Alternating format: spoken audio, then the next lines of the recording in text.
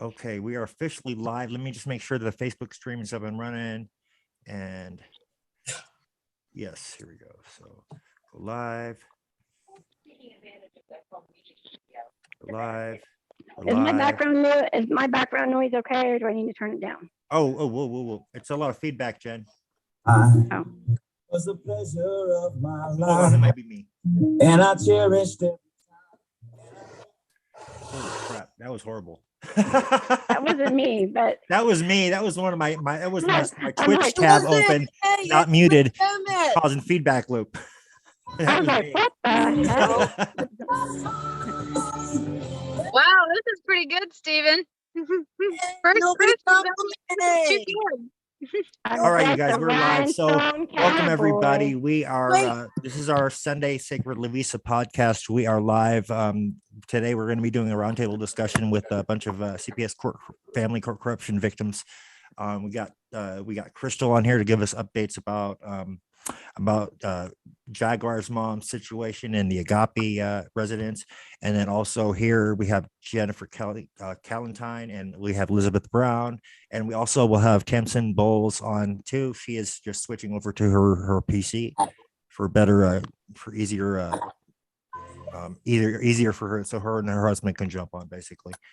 Anyways, you guys, so let's why don't we get started? And oh, and for our viewers, if you're not already following our pages, go ahead and check out our News for Us World page on Facebook, our Sacred Lovisa page on Facebook, our News for Us World Fringe Division page on Facebook, and a few others. Everything's in the description, so all the links are there. And welcome to our show, you guys. So why don't you go ahead and start off, Crystal, and give viewers an update with the Jaguar's mom situation, and come on camera for our viewers, please. Okay. So Mrs. Butler is Jaguar Butler's mom. She's an independent journalist. Her son was taken in 2021. She was visiting Massachusetts. She was at a hotel in Boston. The police came with assault rifles and took her son. And anyways, I'll give you a summary. She filed a police report with every police department in Massachusetts about her son, that he was taken. And they're aware that he's not a resident of Massachusetts. And she's only was able to see him 3 times on a Zoom. And the last time he appeared to be drugged. He was slurring his words, he was droopy, and he had a black eye, and he couldn't make a sentence. Well, now, okay, so the Agape admits that they have a child named Jaguar Butler, who they admit that he was kidnapped, and, it's on YouTube. I played you that video before where the man who answered the phone admitted that the kid was there, he had him, and he was going to return him because they didn't have legal rights to hold him. And so what went on with that is but now the Agape has a lawsuit. If you remember the Robert Buckland, and the director and somebody else was on the run, even the DA from another state. I believe it was the Agape in Michigan or Missouri. But a lot's going on with the Agape. They're a big organization nationwide, and they traffic children and they abuse them. It's mainly boys, but they abuse them physically and sexually, and they drug them and they traffic them and they sell the children. So now they're closing down, but yet all these children are going to be, missing, and no one's going to have any information as to where they are. So that's what's going on with that. It's in Holbrook, Massachusetts. It's closing down. And the caseworker, we found out, is not a caseworker. She works at a hospital, Tufts University. She's not even a caseworker. And the supervisor that she claims is a supervisor, when we investigated, is the identity of a woman who is deceased. So there's a lot of fishy stuff going on. But in addition to all that, the agape is directly connected to Epstein. Like the Epstein, children that are missing from Epstein.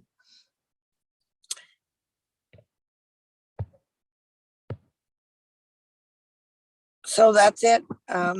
Nobody wants to do anything about it. It's been well documented, well exposed, well filed, and they're still not doing anything about it. Even the courts, they claim that they don't have such case numbers. So, she tries to get her kid back that was kidnapped, and, she's being told, well, we don't have such case.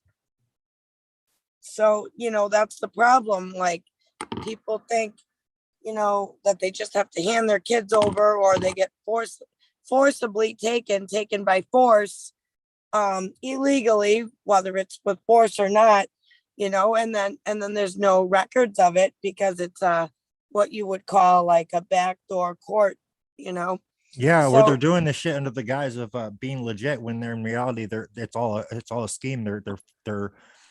They're pretending like they're legitimate and they're not. They're either there's not paperwork being filed, or there's or they're legitimately not legit workers pretending that they are taking these kids, and then there's no paper trail because of it when they're doing it in those two cases, in those two Right. those two kind of circumstances. Well, you have people impersonating social workers, people that are impersonating police officers. So you really don't know. Here's the thing, you don't know who is who. Like, this is why people really need to be running backgrounds. You need to be, demonstrating the fact that you're not letting anybody in and you're not giving up anything.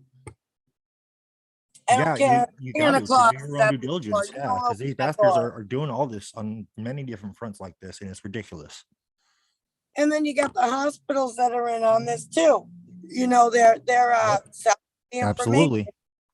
Then you got your your government, what do you call that? Your welfare offices selling your information to third parties. So And then they, don't like, forget that the schools are in on this too. I mean, the number one place that CPS reports are from outside of the home is the schools, and people need to realize that that's another angle that most people aren't even thinking about, but it's very, very common. We're finding, I mean, at least here where I'm at locally, we're finding connections with Clark County School District and Department of Health and Human Services and CPS. They got their own little triad going on out here, so it's like, but this is something that most people, most, including myself, my buddy, had to remind me, hey, bring this up, to let, next chance you get that, because this is going on just from what he uncovered. And he's absolutely right. You got to look at that aspect too, because that's one aspect of it that you're going to find the connection that's really going to wake people up, but it's going on.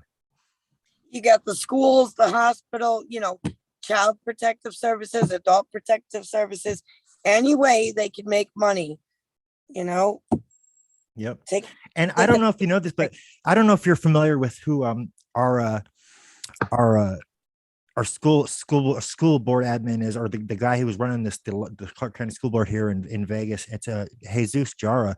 And Lizzie, maybe you've heard of him because he used to have do a school, be out there in Florida at one point, and also Tennessee.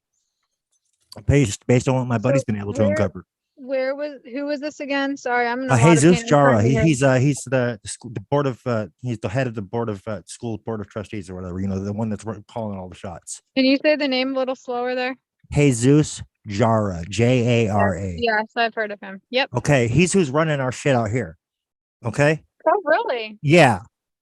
Oh, wow. Yeah. So you Yeah, can he's imagine the really level good. of He's corruption we really got going good. on out here. Yeah. Oh, yeah, he's really good because Florida, he learned a lot of stuff from Florida, and Florida is not a state to play. So, yeah, you got a really good one on your hands there, Stephen. Yeah. Ain't that, and not in a good way, I'm assuming, right? Coincidence. Yeah, coincidence, though. Interesting. Not really. I mean, because what's on my buddy uncovered. And in fact, I'll let me we'll show him on another episode. Surprisingly, you got somebody Because from I gotta Florida. find him. I have him on So my it is computer kind of somewhere. a coincidence that you got somebody from Florida like that. Well, I mentioned that because I know you're in Florida, and from what the history that my buddy brought up on this guy, he was able to see that he did the same kind of work in Tennessee and then Florida and then now here. Yeah, he did really good in Florida from what I've heard from everybody down here. Everybody liked him. Yeah, I know it's crazy out here. Everybody hates him. That's because that's how good he is. They're gonna hate him. Yeah. But down here, they're a lot more like strict. So everybody really enjoyed him because of how strict they are down here. Like when they He found couldn't him, get like, away he with shit really- out there, huh? Oh no. Nope, they couldn't get away with him with I was shit out gonna here. interrupt for a moment. Go ahead, Crystal. Okay, I want to talk about something. I want to bring this up, and I don't care who knows that, I'm not going to get off task here, but I want to talk about children that are missing and the percentage of missing children. It's 80% of children that are in foster care are trafficked. So, when they claim, oh, the children go missing, no, they go missing for a reason, because they sell them, or there's a reason behind it, or they go missing because the caseworkers want to mentally torment and abuse the parents by giving you false information to say that your children are missing, so you make a big fuss and you'll look like a crazy person, when in fact they're not missing. But then again, they could be, and they're really telling you the truth. But what gets me is if you're going to inform a parent that the children are missing and you have no explanation to where, what, who, what, when, where, why, how is that acceptable? Like, and then, Right. like, for example, this has happened to Jessica before. They're doing where- this shit and getting away with it. People, Where it's she was not told- acceptable at all. Where These they motherfuckers need to be where held they're accountable. Excuse using my the- language, but they do. Like in Jessica's situation, she has 4 children. So the foster parents are using the middle to the older children to say that the youngest child is missing. And then they write back and say, oh, he's not. Like, why are you going to do that and get somebody's heart rate going and get them all worried and concerned? That's tormenting them, but yes. So, and then the foster parents, if you're a foster parent and you give the kids away or sell them or murder them even, guess what?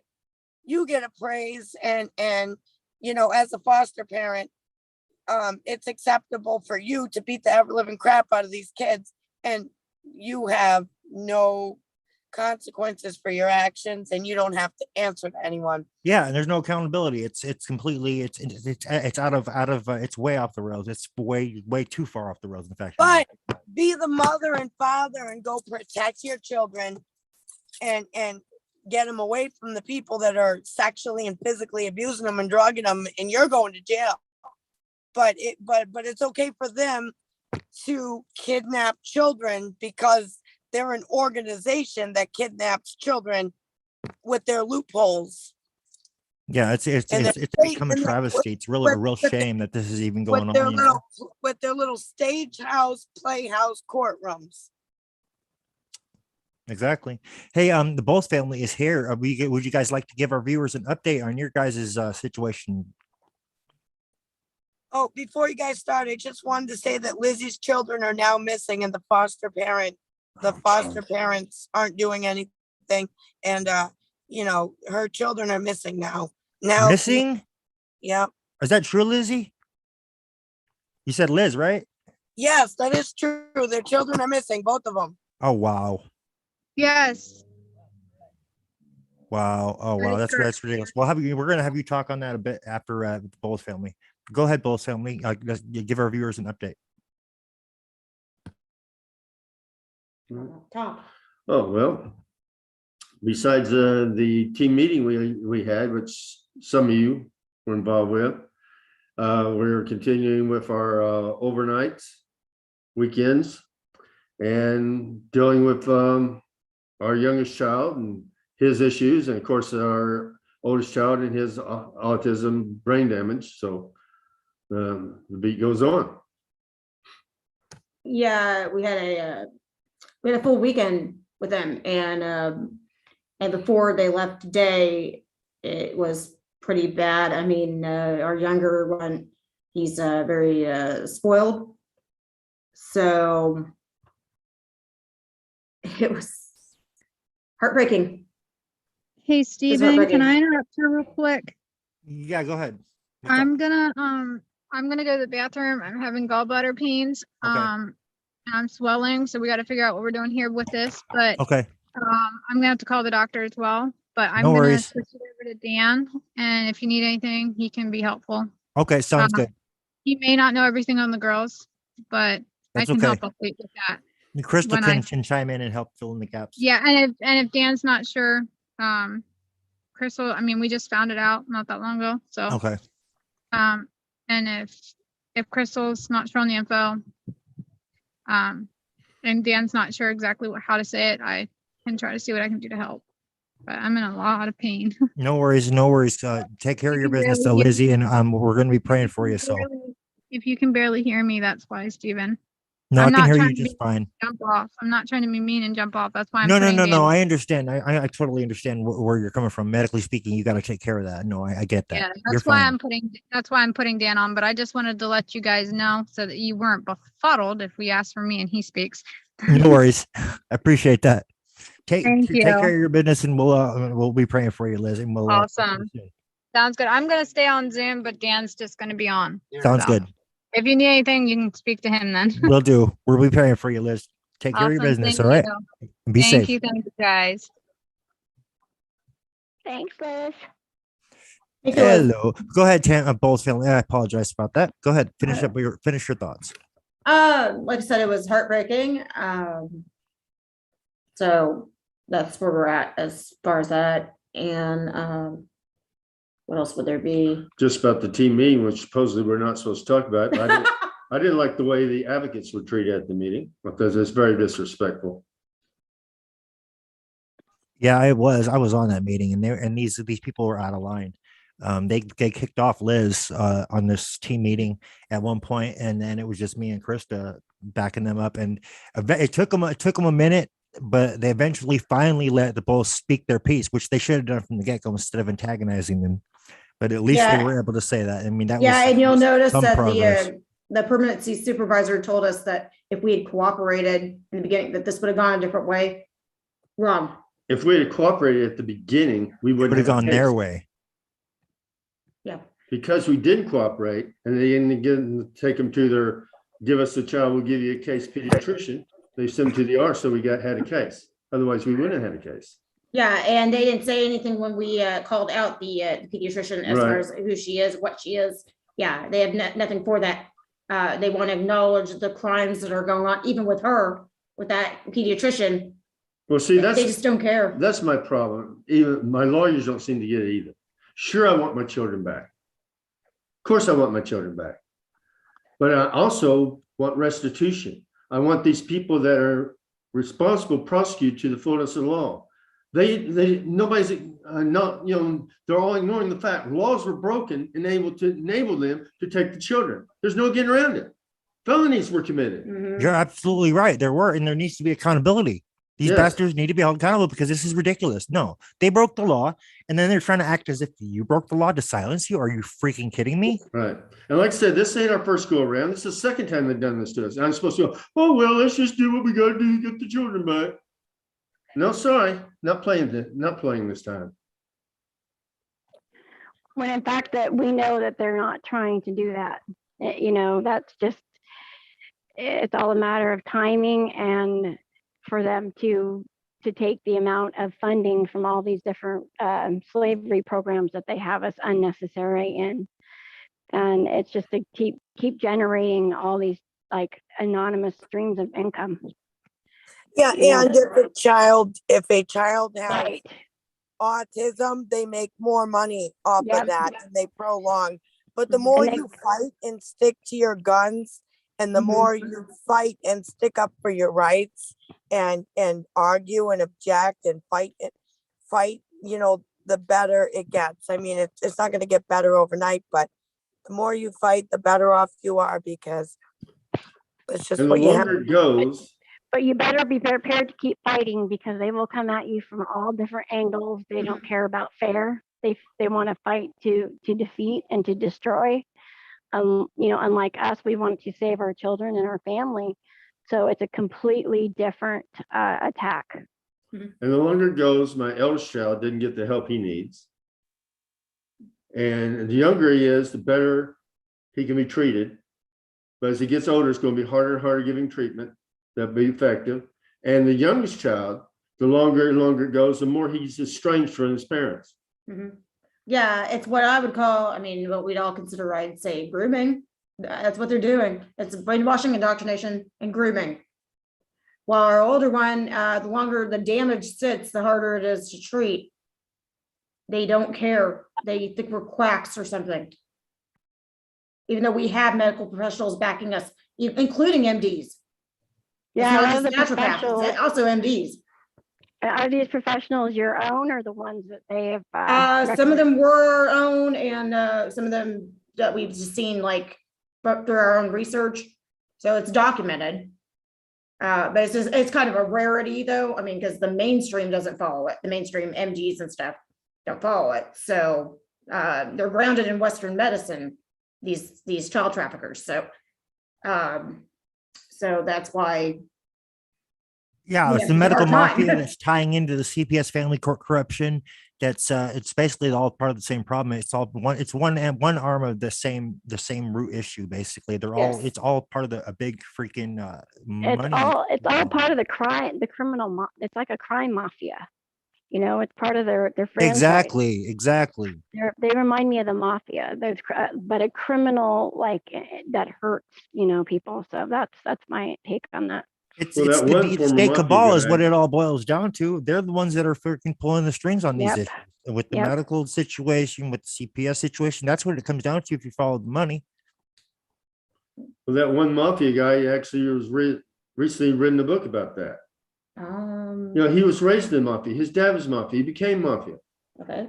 Francis? Oh, Michael Francis. Yeah. He's, Yeah. and how the government has become more and more like the mafia. Mhm. Except that they do it in a, you know, through the criminal and, you know, with our judicial system as well. And they don't even give us any kind of constitutional hearing, nothing. They're not even giving parents the full, 15 months. They're just basically terminating their rights, but parents are thinking that they're still working their program when they had no intentions on ever reuniting families together. Yeah, they can take your kids without a warrant, Mhm. and they can keep them without a jury trial. Or even without a warrant. But you know, a lot of people are getting smart now, you know, but before they just, you know, they just feel like they're above the law. Yeah. And the law They enforcement officers absolutely all do. play along, the DA plays along, the judges all play along. Yeah, they all think they're better than everybody else. They think that they're for some reason that they're above the law and like think that it doesn't apply to them. I don't know where in the heck this mindset comes from, but they're absolutely not above the law. This is why people need to take the law into their own hands to do what they got to do to protect their family at all costs.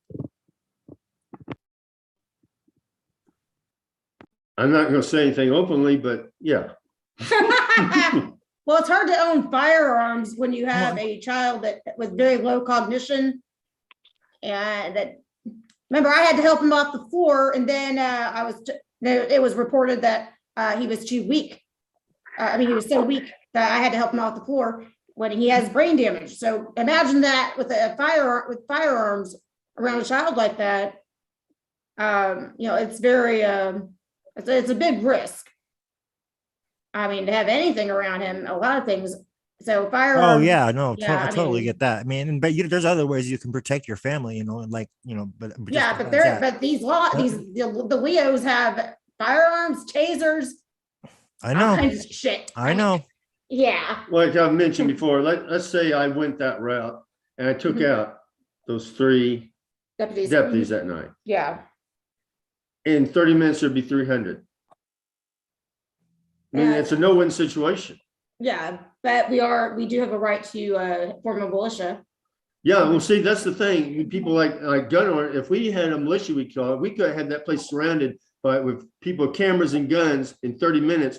It'd be a whole nother situation. With all these witnesses, they wouldn't have did what they did. But it was just us. It was so Yeah, scary. just us. And parents in the system are set up for failure. They're, you know, don't even believe when they come, they say they're trying to help. They're not trying to help.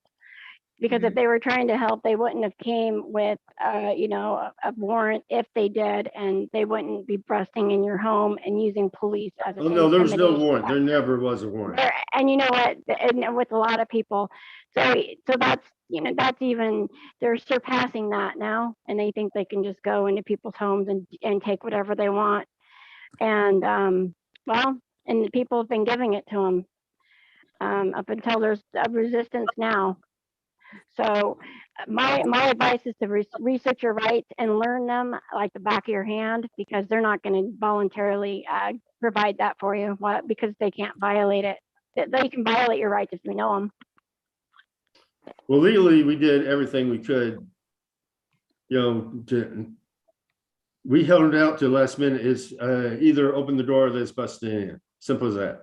They had a court order and a, Later on, they got a court order and writ of assistance, Yeah. which is nothing. which we brought And- up before the police refused to act of one, so they got the sheriff's department to do it for them. Yeah, and it's all based on false information. Even a warrant would have been invalid because it's false information. Just a little more valid than the other stuff, but Right. it's all invalid. You know, because and it's false funny how information. whenever we would bring that up, they'd be like, "Oh, let's not focus on that. Let's focus on getting the children." Like it's almost like they knew, and Yeah, they wanted to avoid getting called out on it in front of advocates. Almost, it's Yeah, like, but yet they brought up the past, but yeah, and Right. they just wanted to move forward, yeah. yeah. Yeah. Because felonies, you Almost can't move always, forward unless you address the issues that they committed, you know, in past. yeah, and almost always, they always say, you know, they don't want to bring it past, but they're always the first ones to bring up something from the past. yeah. And they then when expect you say what actually happened, oh, well, let's not go there, then let's move on. I believe that's gaslighting. Yeah, and like I said before, Exactly. these rules. you state- Exactly, gaslighting. These rules you state at the beginning of every meeting don't just apply to the parents. But this is the second meeting I've had to get on to them for interrupting me. You know, let's not interrupt each other, and then they always will interrupt me. Actually, that's probably more than the second meeting. Yeah. At least, yeah. Uh-huh. Yeah, they're all freaking hypocrites, is what they Yeah. are. Yeah. But like I said, nobody's ever caught on. I think I brought this up before. I've had multiple lawyers since this thing began. Some hired, some appointed. And like one of them said, until social workers, CPS workers are held accountable for perjury, just flat out perjury, and they're not, none of this is ever going to change. You No, can't. it's tell right. me It the absolutely DA won't change until there's accountability. I completely Yeah, that agree the with you. DA and the judge didn't both know that they were flat perjuring themselves. They're not that ignorant. They just cover for each other. Evil, perhaps, not ignorant. Yeah, they just cover for each other. Mhm. Yeah, that's Yeah. definitely what it looks like is going on. Go ahead. Yeah, well, they all wipe each other's butts, and you know, the other thing is, you know, the police, you know, are, you know, they're all conspiring against, you know, families and individuals, single parents, you know, or married couples, or you know, they'll conspire, and they use the police to, you know, help orchestrate their crimes. They're all working together. They're all conspiring. They're all committing what's called the conspiracy against acts against families. And, you know, 1.9 plus million families a year go through this, you know, with no warrant, no reason, no probable cause. And, you know, no matter what you do, like, you know, how well you're aware of your rights, sometimes you can't prevent it. Sometimes they will kick doors in with force and weapons, and, you know, just to take them children. And it's sad, but this is what is happening, and it continues to happen. Yeah, You know, you're everybody absolutely right on that. always talks about conspiracy, and if you even bring up the word conspiracy, people act like you're a nut. But there's a federal law that covers conspiracy. Federal law, Yeah. 18441, with a Which is- possible death penalty. And So I'd like to it's say for our conspiracy. viewers, it's not a conspiracy theory if you can prove it, people. Yes. But when so many people are involved, it's hard to, you know, because nobody wants to step forward and say, yeah, because that would involve this person, that person, that person, that Because person. they're all that- complicit. Nobody Yeah, wants to stir, Exactly, to they're stir all up that, complicit. that That's what pot. the word conspiracy means. They're all complicit. Mhm. And even the ones who weren't originally part of the conspiracy have become part of the conspiracy by their silence and going along with it. Exactly, by their apathy and their complacency. Yes, and you can't tell me DHS don't know what's going on here, because we said all the facts before them from way back. Yeah, we went to the regional director and someone above him, I think at the very top. Yeah. And And nothing. they investigated Well, they- themselves and yeah. found out they had done no wrongdoing. Mhm. Really? It's pretty simple. Silence is compliant. Silence is compliance. Exactly. You know, not saying anything is saying everything. Yeah. And that kind of touches exactly on why I do what I do. You know, I feel this is how I look at it. If I'm not speaking out against it, then I'm no better than those that are complicit in covering it up through their omissions or through their silence. Yeah. And like I said, at the last meeting, I was very disappointed in my own lawyer. It's just like they all, maybe we're going to get our children back, but they all just want this to go away. And it don't stop here. This is the second time you've done this. The second time you've Yep. overstepped your bounds. They're not You going to think, ever. you know, They're I'm not going going to go to away. just lay down and let this all go now? Sure, I want my children back. But you there's a can't let price. this go because your rights were violated. If you let this go, then they're going to do it again and again Exactly. and again. That means you can come back anytime you want and take my children just because you want to fill a quota.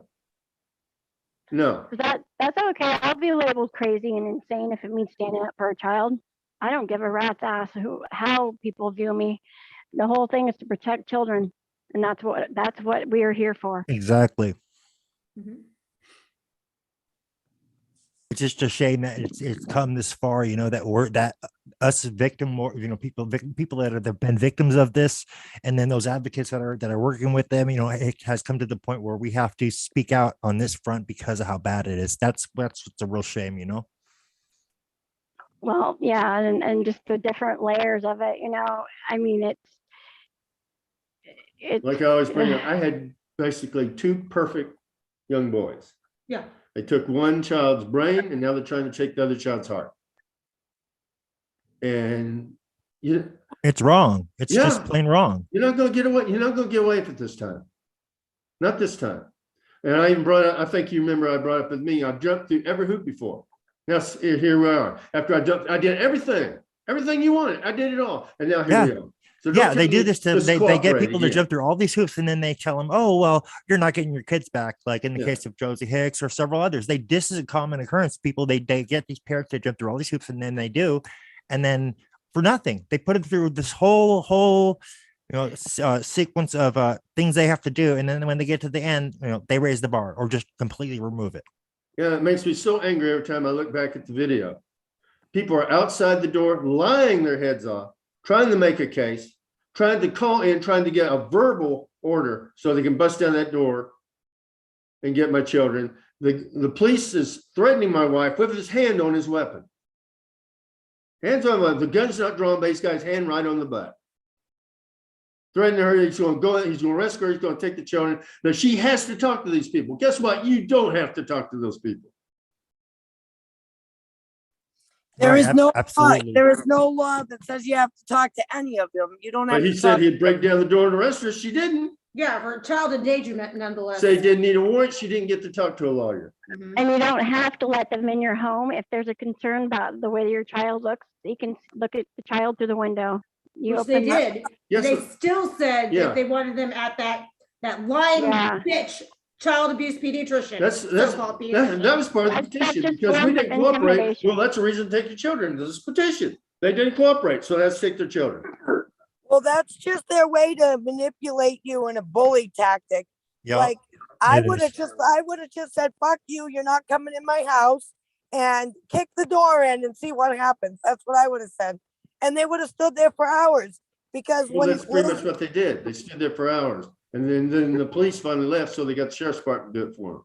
yeah, well, that's, Lizzie, what happened to Lizzie back in November, she refused to let them in and they were bullshitting, saying that they had a warrant, which they did not. And, well, her friend was scared and opened the door. And if her friend wasn't there, she would have never opened that door. But the reason why Lizzie has 60 days to live is because she has a pacemaker and a rare blood clotting disease, and they tasered her and they beat the crap out of her. and she is dying as a result of the police beating the shit out of her. Yeah. And this is the type of shit that people need to take seriously. Like, you opening that door can end your life or your children's life and cause serious damages to your family because of you opening that door. And I know everybody, you know, you can't predict how you're going to react. You know, I mean, if you open the door because you think, you know, they're giving you wrong information and they're putting the fear into your life, you know, or you don't know any different, or, you know, I would always say, if you have a warrant, slide it under the door and then go on there and Google the name of the judge and make sure that it's accurate, because a lot of times they'll put a name on there Mhm. and the judge won't be legit. He's no longer a judge, or it's not legit because it's Yeah. not stamped. Yeah, So no, you we found this. I mean, Crystal has definitely found evidence of this through her background searches, you know, with some of a lot of these cases actually. So this is, I can confirm this because I've seen it myself. Well, the problem So- like here in Tulsa, because whatever they hand, CPS hands to the, once they want the petition and the court order, they hand it to the judge, no evidence whatsoever. Whatever they hand to the judge and the DA or assistant DA, anybody in the DA's office, they just rubber stamp it, go. That's why I'm surprised he didn't give the verbal order. I think the only reason he didn't give the verbal order, it may not have stood up in court. That's why he waited till he had a signed order. Mhm. And I want to make aware for our viewers, why would they do that in such a quick fashion and just rubber stamp it if they weren't trafficking, if they weren't making money somehow from Exactly. these kids? They Because they're wouldn't all be in doing on it like that. They wouldn't They're be all in on it. streamlining it. I I agree. mean, That's so hard because you have the judges, the DAs, the lawyers, the police department, the sheriff's department, the CPS. It's just like they're all one big happy family. Right. And this is why I always say, when you have a situation, you need to investigate anyone in every single party involved against you, including Yep. judges, police, lawyers, etc., Absolutely. etc. Because, you know, in a lot of these cases, you'll find that, you know, social workers are impersonating social workers. You know, there's people impersonating social workers, police officers, you name it. There's people impersonating every single whoever they claim to be, you know, and I'm just giving you some examples. They could What say, was it? oh, I'm CPS, and guess what? They're not CPS at all. They're a hairdresser. Or I'm a police officer and I'm really somebody who works at a HVAC job, you know, like I'm a judge, but yet, oh yeah, you're a judge, all right. That's why you haven't been active for a year, like in Lizzie's case, for example. You know, so this is why it's important to thoroughly investigate and look into everything. Now, what was that scandal with our current DA? We had, Where he was hiring people that were not lawyers. yes, he had people working for him who weren't even lawyers. Or maybe they hadn't graduated yet. Yeah. I'm not sure. They hadn't passed and they bar. could not be doing the job they're doing. So without they're being legal lawyers. aids basically, or not even. Yeah, Mhm. and they weren't lawyers and found out about that. Anybody else would have been kicked out of the DA's office, would have lost their license to practice law, but everybody just, well, it's kind of funny how that happened. Don't do it again, move on. Yeah, they just get a slap on the wrist because they're Yeah. complicit. They all know what's going on. They're not doing it. They know what they're doing. People, they wouldn't be giving them a slap on the wrist if there wasn't something going on. To be honest, we could go in there and be lawyers and they'd give us the job. We could go to Child Protective Services and work there, because you know why? You don't need credentials. You just need to go in there and do what they tell you. And, you know, maybe that's a way for us to change it around. People That- like us go get a job for the bad guy. You Yeah, know, they maybe probably that's just the way to go. eliminate us or take us out. I don't know. I'm just throwing ideas out there because, you know, for example. Yeah, I mean, no, I get what you're saying. I'm just thinking, oh shit, dude, I wonder how long that would last before they would take one of us out. doing that. They do say keep your friends close and your enemies closer. So maybe No, I maybe totally that's get a that. No, way that's to one turn it idea. around. Yeah, to definitely work from within. But I think that they a lot of the time they want those people who aren't going to question their orders. They're going to want those who are just going to do it. Well, you And that's question that's them kind of the problem we're seeing with strategically. all these mandates too. Is that's like they're purging out Exactly. the people that are critical thinkers from every aspect of society. It's macro and micro. It's just like all the best and the brightest now are out of the military. Best and brightest are gone. Yep, The best and the exactly. brightest are out of the medical industry. The best and the brightest are gone because they wouldn't stay there. They wouldn't put up with that. Exactly. And you know, and the Um, breast and the brightest, and you know, just look and I mean, look at who is speaking out now against these medical mandates and stuff in this whole last 2 years. Robert Malone. Okay, he's the one who created the technology platform that these Yes. things are based off of. And you know what's really weird? What I recently found out, social workers like Child Protective Services, they're using that Signal app now. I'm not surprised at all. I'm not surprised. But like you said, the problem is everybody who's left is an order taker. Whatever you tell me to do, I'm in there and I'll do it. So I can keep my job. Yeah, all you have now is those kind of people with that kind of mindset that all they care about is keeping their job. They'll do whatever they're told. It's You know, so and so now we sad. have a situation where there's no people with any morals or ethics that are willing to stand up against this and say no and push back because they purged them all out. And You know, CPS it's so definitely has a quota. sad. It's so sad how they control their workers too, because like that girl Bonnie Smith in Virginia, you know, she owns a home, she owns a business, and her family works for the Pentagon, and they told her family if they didn't hand over Bonnie's children that they would lose their government job. So what do? They chose their job with the government over handing over their own grandchildren because their job meant more than protecting their family. Yeah, And they that is sold just out. dead They wrong. sold out That is the just- rest of humanity, and they sold out their own families and their own that is lineage. And that's just so what they've done. sick. They're So traitors. sick. So sick.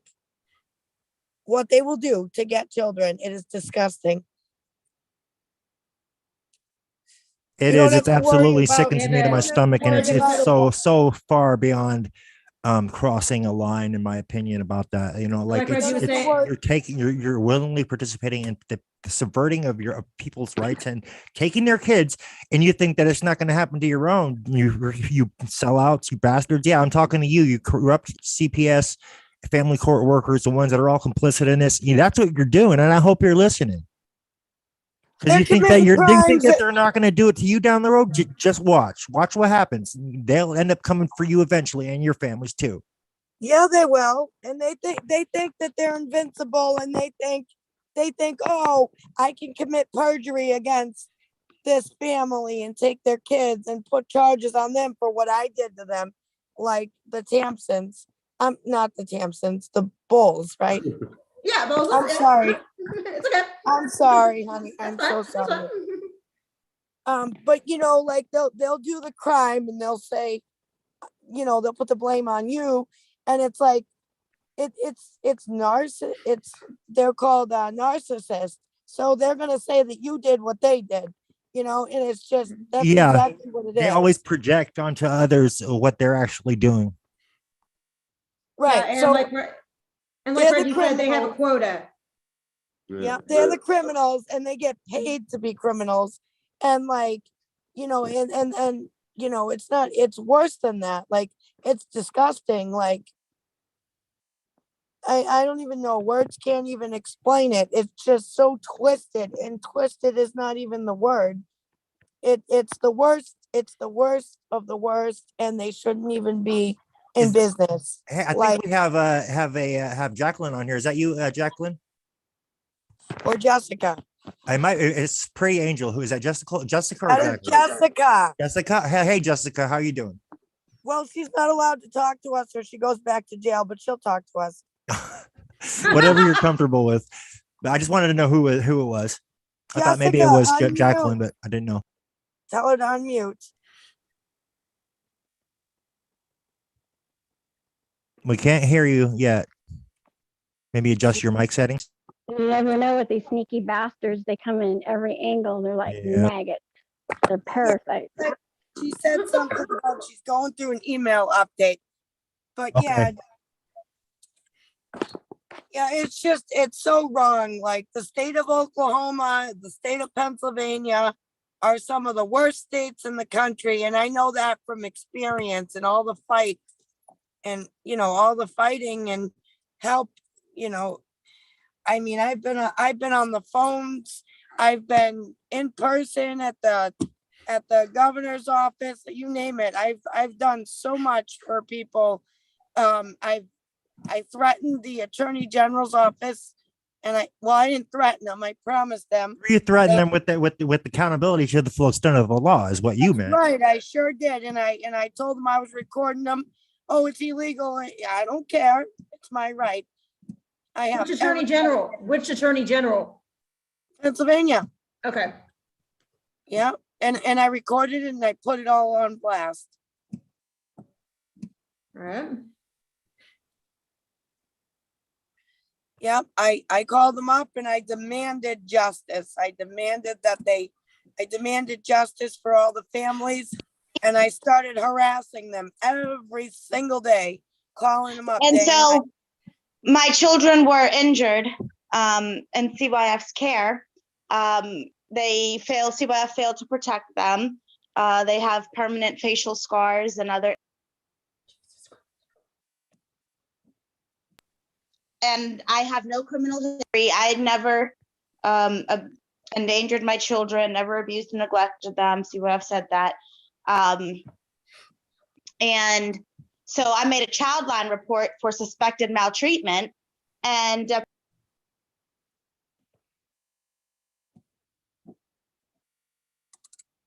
you here? None of your business. We're not you. We put warrants on you that you'll never see. Well, so they arrested me on February 3rd. My bail was paid February 4th, but they refused to let me out of jail. I was in there for 2 months, and the deputy said, due to mother's extensive criminal activities and history, and I have none, do not make her bail on less than $5,000. So my bail was $5,000. And because of his deceit to the courts, purposeful, knowingly. And while I was in Allegheny County Jail, boy, let's see, I was naked in front of men. I was verbally sexually assaulted against Priya's conditions at Allegheny County Jail. The guard was telling me to do inappropriate things. I was in a cell with no water. I was in a cell with broken water. They did not let me out of my cell when they documented that they did. A lot of false documentation. It was unbelievable. So while I'm out on bail bond, he arrests me again. And I was like, he's like, I wasn't discharged properly in Allegheny County Jail. I was discharged through the sheriff's department, and I never went to discharged. And Daniel spoke to me and said some very inappropriate, harmful things. And I ended up back in jail. I was leaving a visit, and he was like, I know you didn't report your child's injuries. I know this is from June 1st. And I'm like, what did I do? Well, you know, even though the documentation proves that it happened, it's still considered a false report because it was unfounded. So I went to jail for false child report and penalties and false police report, even though a police report was never made.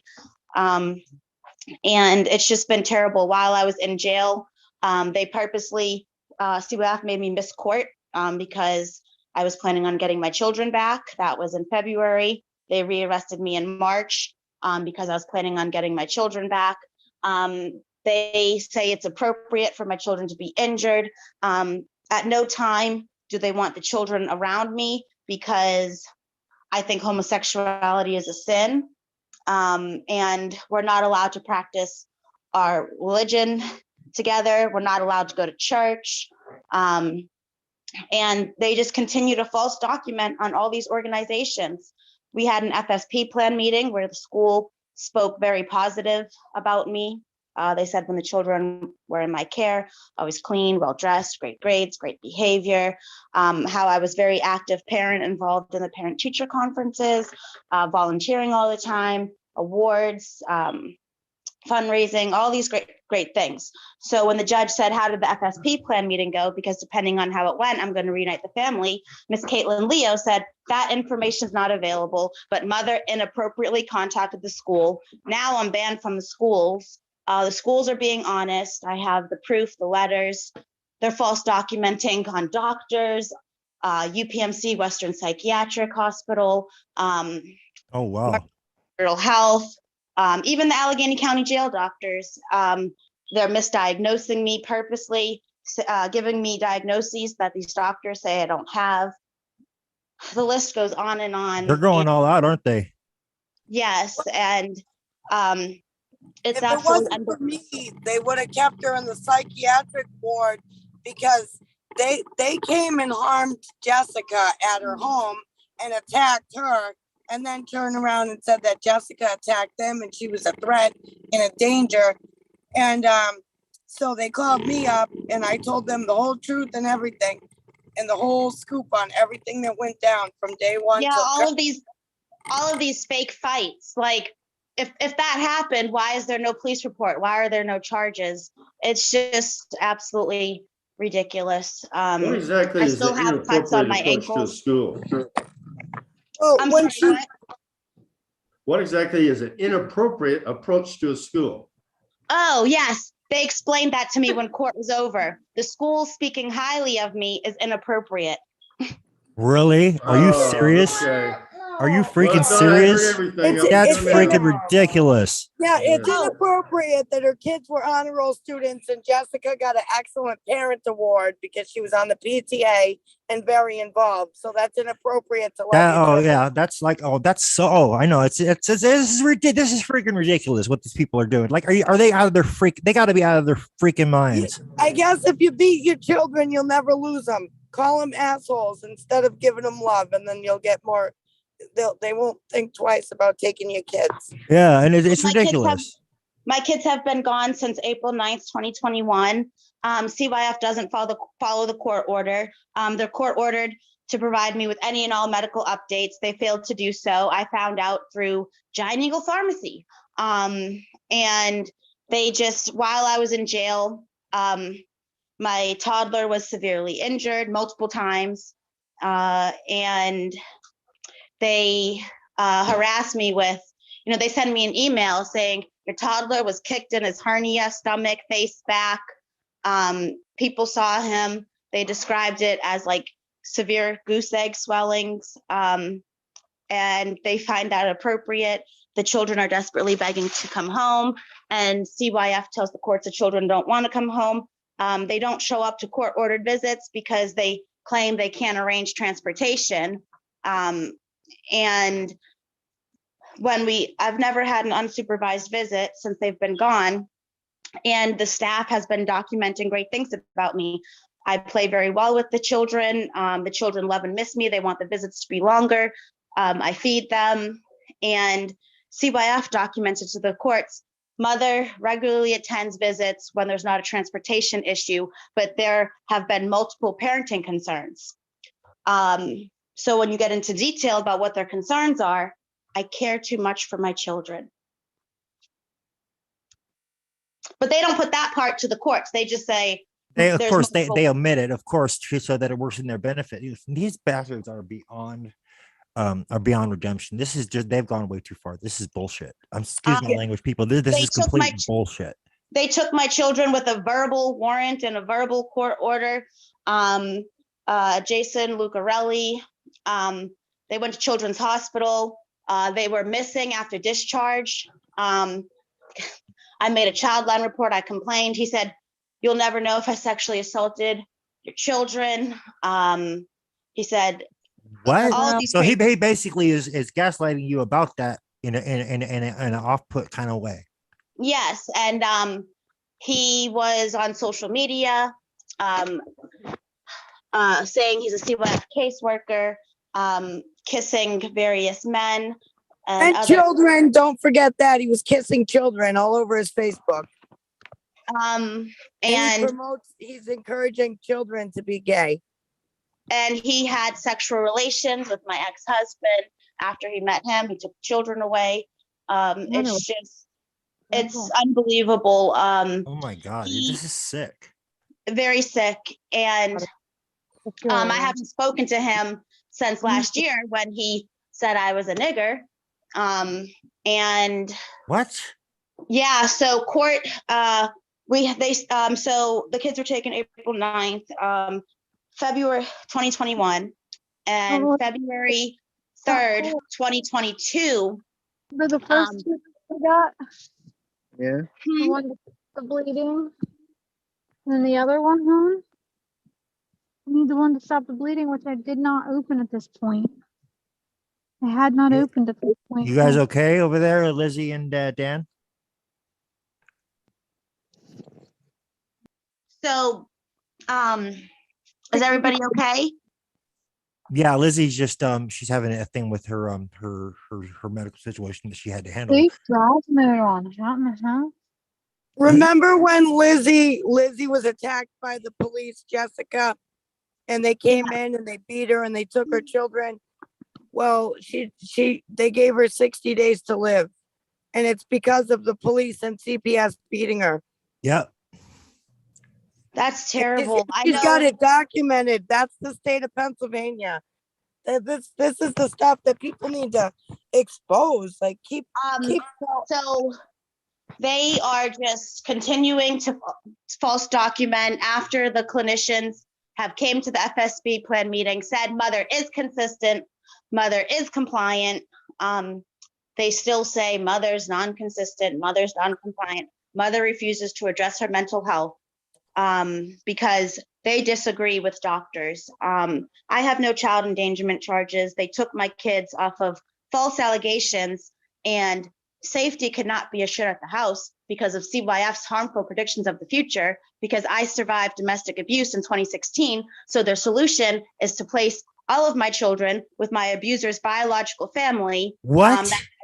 That's Yeah, insane. What the hell is wrong with these people? This is like what they're doing across the board. This is And ridiculous.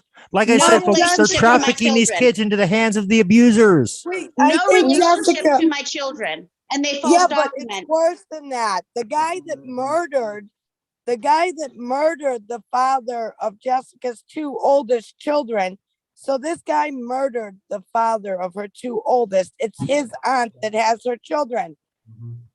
Oh, wow. And you know, And and there's a Jessica, mystery. We had multiple news reports because he was a criminal informant for City of Pittsburgh Police Department. I just So want to when let he knocked just me real- unconscious, yes. real So quick. when I he- just want to say Angie's here, so I just want to say hello. She popped on. So so sorry, he Jessica. tried- Go ahead.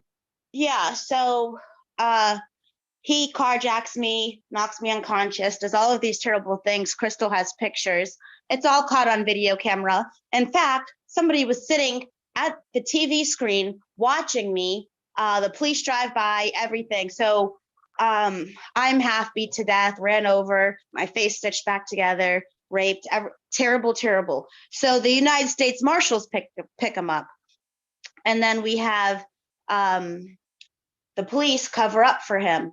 They showed me the video. They told me the video doesn't exist. The courts will not find out about this video. The courts will also not find out about this warrant, blah, blah, blah. He fought for custody of my kids. The judge, I was like, judge was like, do you have any biological relationship? He was like, no. Judge was like, denied. And he threatened, he knows somebody. Suspicion. Is it Caitlin Leo? Everybody wonders. And so now the kids are placed with his family, and terrible things have happened. But CYF is just terrible. The kids were missing for a short period of time. They refused to answer where the children were. Caitlin Leo said, 3 minutes is the maximum amount of time we can talk about all your child's injuries. So he has lacerations that CYF refuses to answer what happened to him because it's past the 3-minute rule of Caitlin Leo. And it's just ridiculous. The staff, everybody wants to come home, from the children to the staff supervising the visits. And CYF is like, no, the children don't want to come home. There's huge parenting concerns. They just want to keep the family separated fraudulently to rack in those thousands of dollars per month for my children being taken off of false allegations. And because of safety cannot be assured at the house because of CYF's harmful predictions of the future, when the fact remains the children were never injured in my care, never abused, never neglected. No one called CYF on me. And they've been injured in CYF's care. I made a child line. They took me to court. I missed my February court hearing due to my criminal activities, slander and defamation of character. And they did not want me out of jail. While I was in jail, my toddler was severely injured. I missed February court because of incarceration. They wouldn't take me down to the courts. I missed March's court because of incarceration. That's They kind of wouldn't like take me what they down. did to Angie, isn't it? Similar to that in some regard. May 20th, we have an FSP plan meeting where CYF is going to explain to me why they refuse to supervise church and religious activities together. And I'm gonna be there, and I'm gonna announce, I'm gonna be there too. Yeah, so Elizabeth Ryder tried to set me up. She had a no contact order on me where she was constantly contacting me, emails, text messages, voicemails, just constantly. Jessica, you're allowed contact with me. It just can't be violent this time, when it was never violent. I've never seen her, said anything to her until a couple days ago at court when she refused to step in the courtroom. But they were like, Deputy Daniel took my phone with this warrant that he says is none of my business, along with Detective Lindsay. So he was like, oh man, you didn't reply, because the court said if I would have replied, I would have been in jail. So she was trying to set me up. She has been constantly false documenting on text messages to me, all the way from, my toddler was in front of the CYF office building, alone in the middle of the street, with cars flying past him, while security made me stay and watch. Very, very dangerous. And I made a complaint about that. I said, that's not safe. Elizabeth said that video doesn't exist. I was making it up. They finally found the video after she lied. I don't know if it was purposeful or accidental, but it was a lie. She was like, that video doesn't exist. He's never seen without holding someone's hand. So Director's Action Line finally found the video, and I still got in trouble because yes, it happened exactly as I said it happened, but I said it was concerning and they said it's not concerning. So I go to jail in a cell with no water for that. And then I go into a cell with water squirting on me. I did get a fever from that. That's political. They made you a political prisoner, basically. They tortured her. I was in an overcrowded cell, and then I was by myself the rest of the times. Then the way they treated me on suicide watch was unbelievable, from the whoop that ass, smack that ass, to we're not letting you out for your hour, to wipe your ass with your hand, I've no done sanitary pads. I just want to touch base for our viewers. When I was locked up, I did that kind of work. I was one of those inmates who did that. That was the ones that watched people on suicide watch. And if we had done anything like that, we would have been fired immediately. Oh yeah, they were like, don't slip and fall because the coroner will come and get you. There's no doctor available to see you. And the water was very high. It was burning hot and it burnt my skin. Then it was freezing cold in there in February. And then I was shaking, and then it was ice cold water. But there was a sign in there that said broken sink, and I held the sign up to the door, and all these people walked by, not prisoners, not inmates, staff or visitors, walked by and was just staring at me naked and was like, don't slip and fall, you'll die. And like everybody was just so rude, so false documenting on like what I was doing. I was looking at like what they said I was eating when I wasn't. They said I wasn't eating when I was. Everybody so had fucked up. the same hygiene Excuse my product. language, but that's messed up. Everybody has to share the same hygiene products on 5MD. How many inmates come in and out of there? Everybody uses. Ugh, that's just unsanitary and disgusting. That's just That's how that's you can ridiculous. catch AIDS. That's how you can catch AIDS. Just bleeding down my leg. Very cruel, very inhumane. The call, I had Lyme disease. They refused to give me medication for my Lyme disease in Allegheny County Jail. I was in pain. I also have heart problems, and I was having severe chest pain, and they wouldn't even answer the call bell. And then they threatened me, call bells for emergency only. And I was having an emergency, and I didn't want to get more prison time for asking for help. They wouldn't let me use the tablet that they just got funding for a tablet. They wouldn't let me use it because they said you can't use it during isolation when they let the other inmates use it during isolation. Then I was put in a cell where the tablet didn't work because there was no signal, freezing cold down there. Mhm. And it's just unbelievable, from the slimy bologna covered in cold oatmeal to the roaches and rats and Oh, bugs geez. and cockroaches, because Inhumane conditions, cell. basically. Yeah, you eat in your cell and nobody cleans it but the workers. So while I'm on suicide watch, where, that's the place where they're like telling you to verbally assault yourself, and the CO just cussing at you, being completely disrespectful. They give you cleaning supplies, tell you to clean your cell or you get locked in. But I mean, I was just very respectful, very polite. The jail had nothing but great things to say about my respect, because I knew it was a setup from CYF. They already went in there saying I have an extensive criminal history when I have no criminal history. What? So I knew it was a setup. So I just was very respectful. Yes, sir. No, sir. Thank you. And I was in the cell 24/7, whether I was going to work or not. So I cleaned the cells, and it was just unbelievable. Just lay there and cry while you're getting verbally assaulted. And the doctors said I was competent. They were like, she's not competent, give her another evaluation. The doctor said I was competent. She's not competent, give her. I had all these evaluations.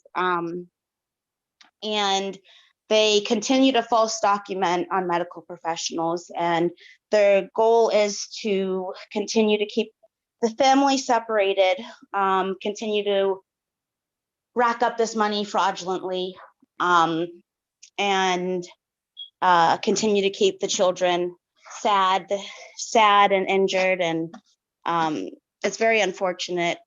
They refuse to say what they want from me. They say they want me to address my mental health. Well, all of the clinicians have already written letters saying I am addressing my mental health, but they still tell the courts differently.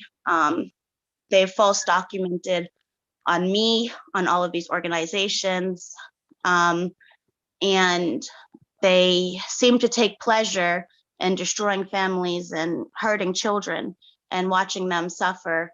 I have a criminal court case. My son was never overweight.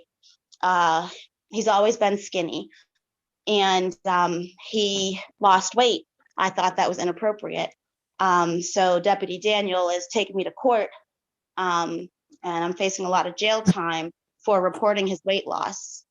Well, what you mean by that, Jessica, is from what I know and what I've witnessed and what I've seen, and he's lost a lot of weight, and he looks he looks like he's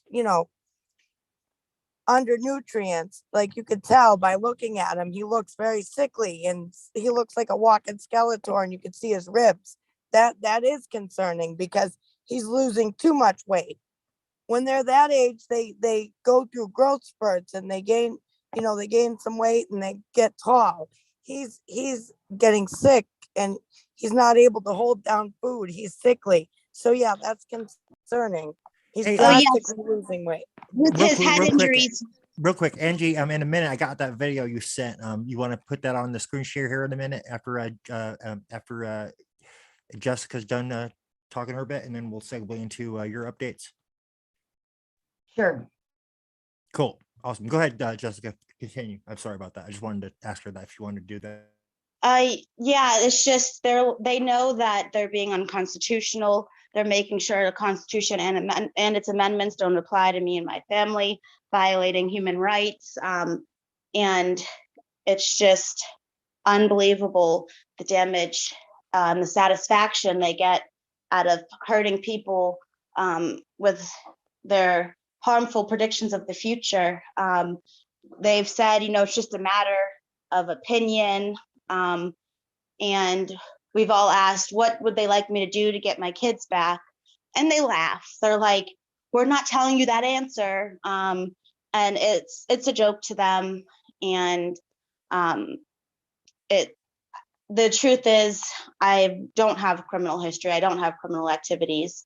It just seems like the courts believe every lie that certain corrupt CYF caseworkers say. And okay, she was harassing me during a no contact order.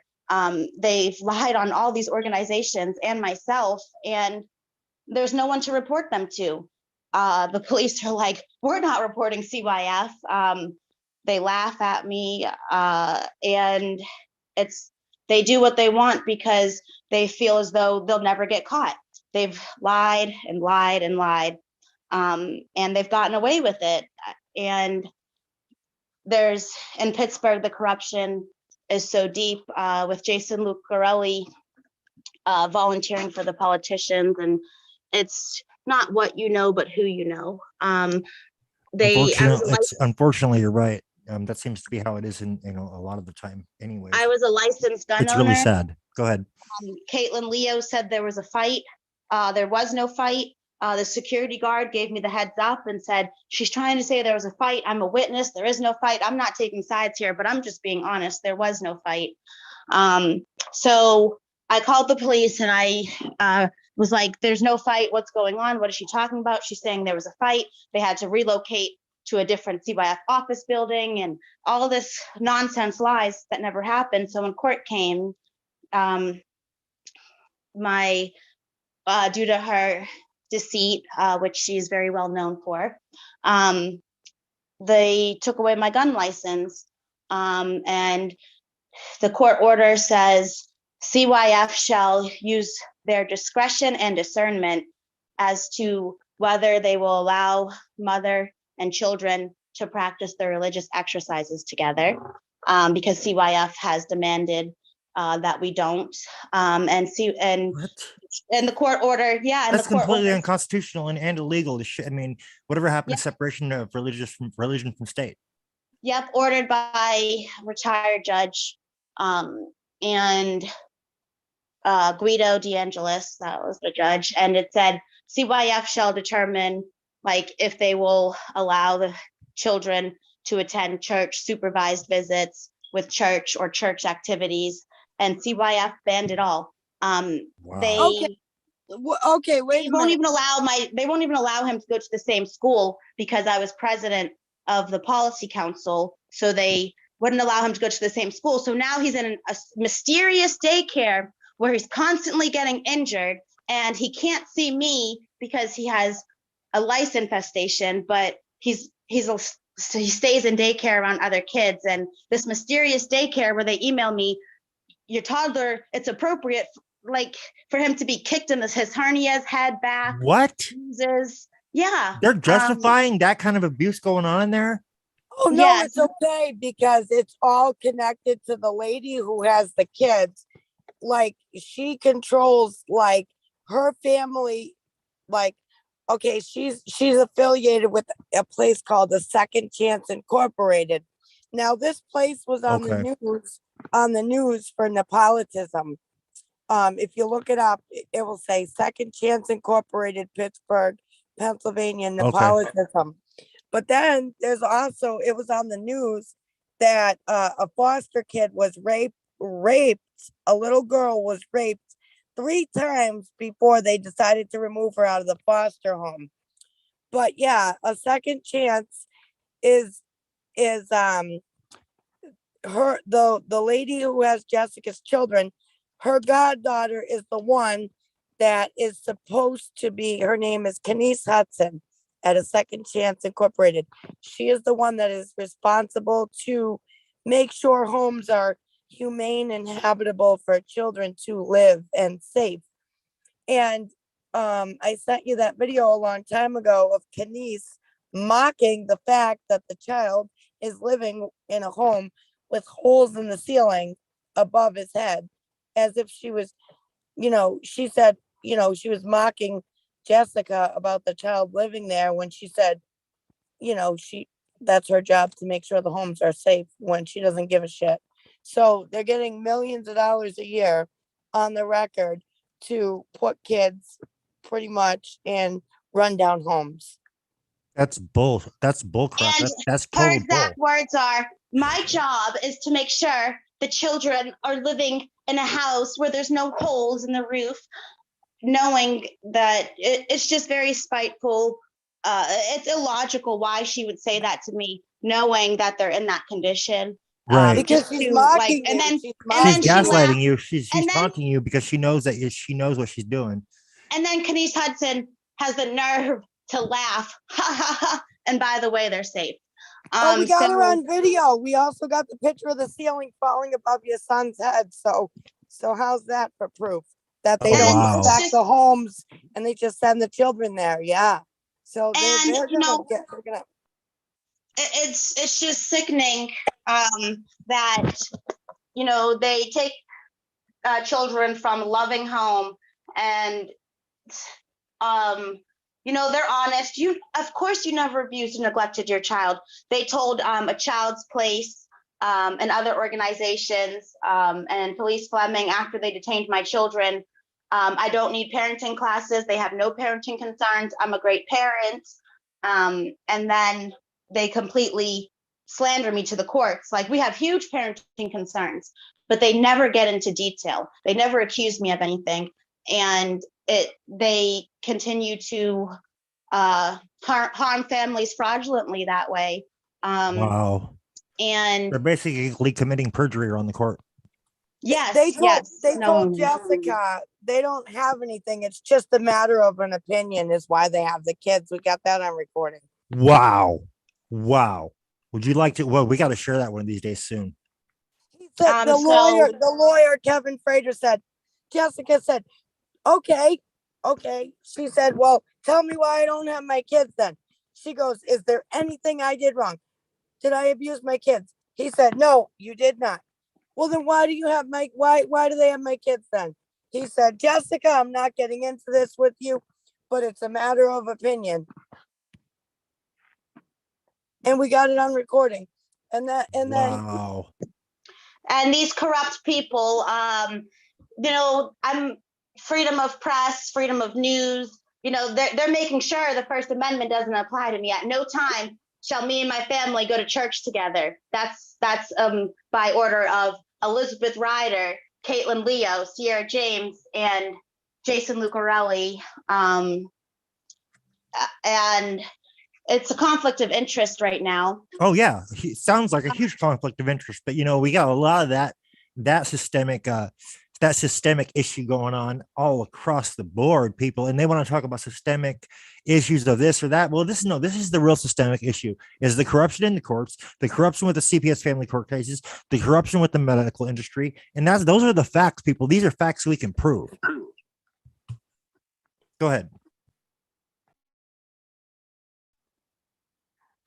I don't know what happened. She muted, but You muted yourself, Jessica. Go ahead and unmute yourself. Yeah, so it's just very unfortunate how these people can just false document on organizations to destroy beautiful families for money.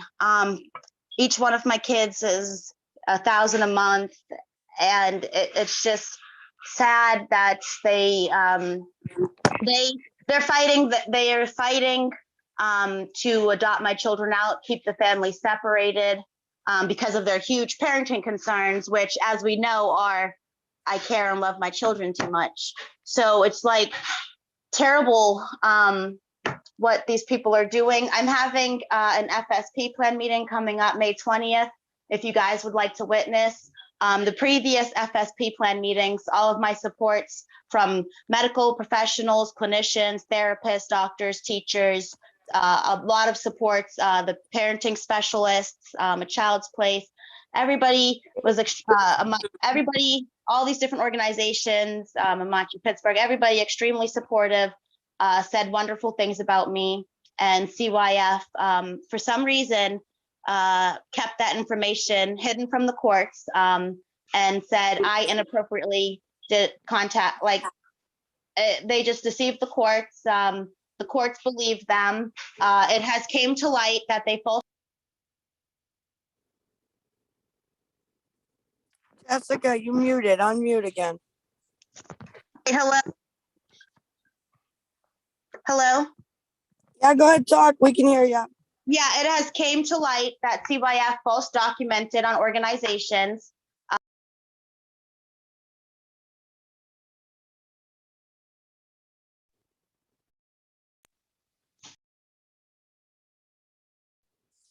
Yeah, I think they're messing with your phone again, Jessica. They're hacking you, I think.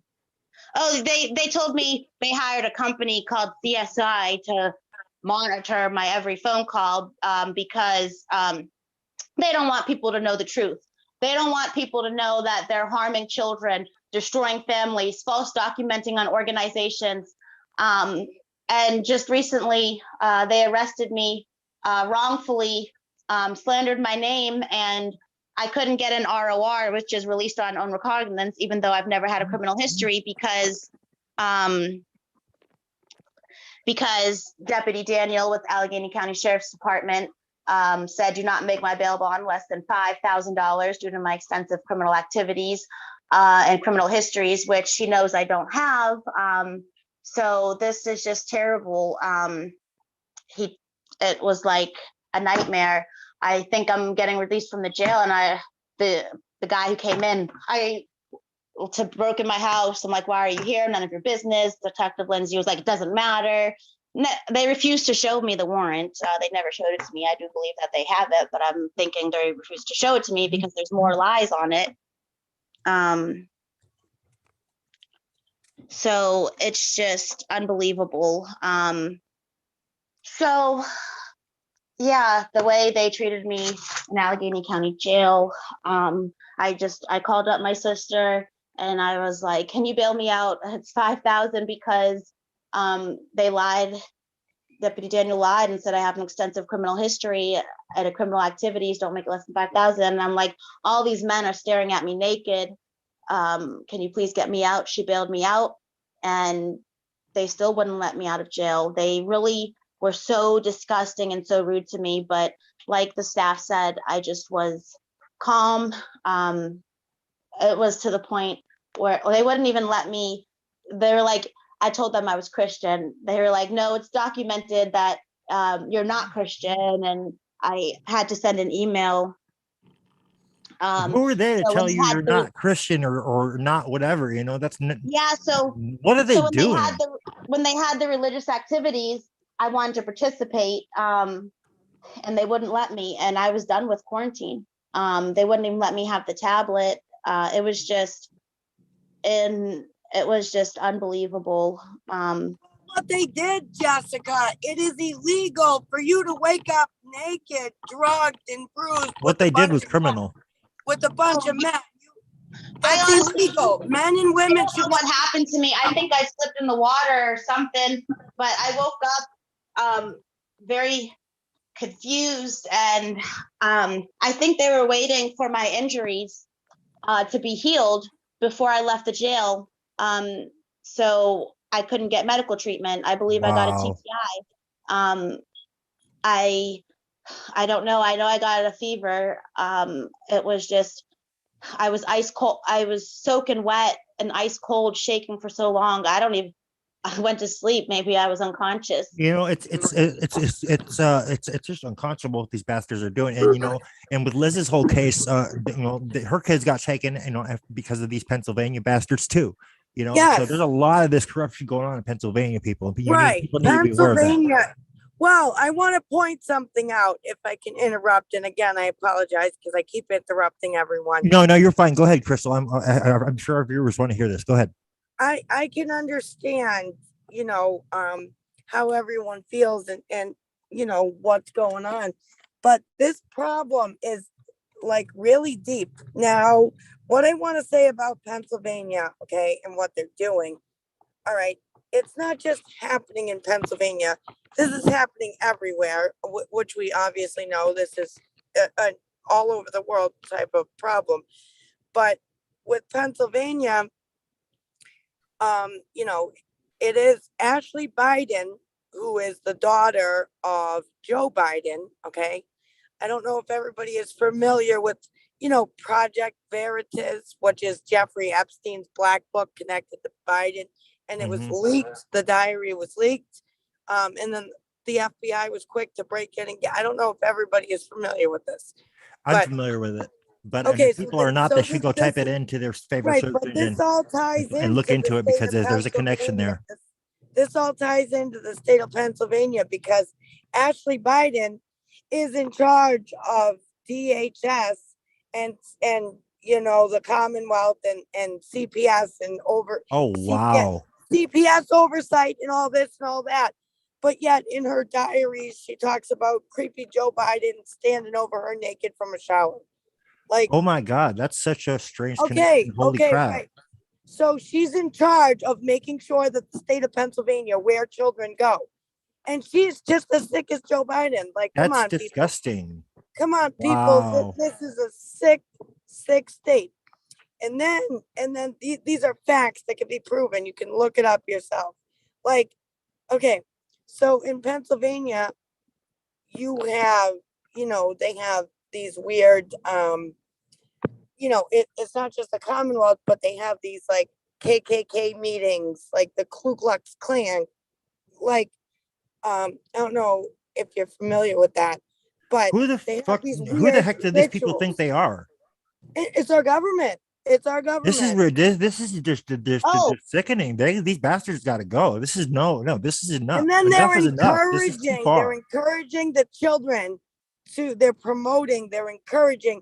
They're teaching and kind of encourage strongly. Yeah, in the schools too. Kids. That this shit is okay. They're trying to encourage children to be gay. Like, no, like. You don't get to influence the children either way, one way or the other. They get to grow up and then they decide for themselves what they feel like. That's how it's supposed to be done. But they're pushing. They're pushing this on kids. They're pushing sex. They're pushing sex like it's a norm, like it's normal to be sexual. Like not when you're in a position of responsibility of taking care and looking after kids. You don't cross that line. That's a line you don't cross. That's none of your business. You have no business putting any of your opinions regarding that subject around kids. Period. Bottom line. Exactly, Jason Lucarelli. You have no business telling the clients you serve the things that you do and your sexual preferences. It's inappropriate. Very inappropriate. It's beyond inappropriate. It's downright freaking criminal. If you're gay and you're a guy and you want to kiss another guy, okay, but it's inappropriate to push that onto kids. When you push that onto kids, or you get involved with your personal life and you tell people exactly. That's crossing a line. You don't do that at home behind closed doors. You don't publicly involve children with your you don't. That's highly inappropriate, highly illegal. It's against the freaking boys. law. And then you're encouraging these little boys, or at least it's supposed to be. And it's sickening because these people were molested and then they're out there repeating the cycle like Ashley Biden and not just Ashley Biden, but these people that get molested and then they're out there molesting kids. And it's like, and you wonder, why the world's so messed up because they're allowing it. They're allowing it. Why would you let Ashley Biden be in a position of deciding where kids go when she's not right in the head herself from being molested by her father? Come on. like it's public information. Like, come on, like she needs Oh to yeah, step I'd like to down. say, this year, doesn't Biden turn 100? If only. Oh, I'm sorry, but you know, me and my mouth and telling some facts, they're probably gonna come after me, but if they do, they do. Yeah, let them try. You know what? People are fed the fuck up, and I'll be language, live but I when know they, I am. for sure. I'll be live. But no, I'm just saying, like, these are things that like people can look up and see what's going on in the world. And it's like it baffles me. Like I go places and you know, I tell people, I Oh, educate he people have turns no 80 clue this what's year. going on in the world He around looks them. 100. He does. He looks so worn down, doesn't he? And then his mental status, just look at how far far he's If, fallen. if Martin Luther King was alive today, he'd be around the same age as Joe Biden. And I think Joe Biden, like, has what a a lot what of, a freaking clusterfuck, don't you think? Excuse my language, but I mean, wouldn't you agree? Yeah. I just know it's just unbelievable. 99% of Allegheny County children, youth, and families caseworkers are unlicensed, and you report them, and then it takes a minimum of 12 months to investigate, and then they get back to you like they did not break the license rule because they're not even licensed to begin with. Right. So it like gives them more protection, and then you can't report them to the police for the Because activities there's that no they did. paper trail. They don't, a lot of times when they do it that way, they don't do any paper trail. So that way it's all off the books. But Yeah, it's again, all off do the you books. really need to be a professional and have credentials to be a kidnapper and an abuser, a child abuser and kidnapper? Come on. But Deputy Daniel with Allegheny County Sheriff's Department wrote, we told mother we refused to make a police report, but I go to jail for a false police report.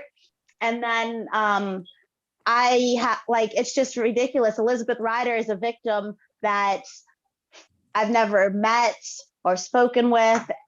Mhm. I didn't meet her until court when she refused to step in the courtroom. And then, they missed court the first time, they missed court the second time, they missed court the third time. They finally came, they were late. We were like, let's give them 10 more, the certain amount of time they're supposed to cancel. CYF gets extra time. They all showed up. Make sure you press harassment charges with no evidence, but refused to step foot in the courtroom because I'm pretty Right. sure she didn't want to, be a witness to.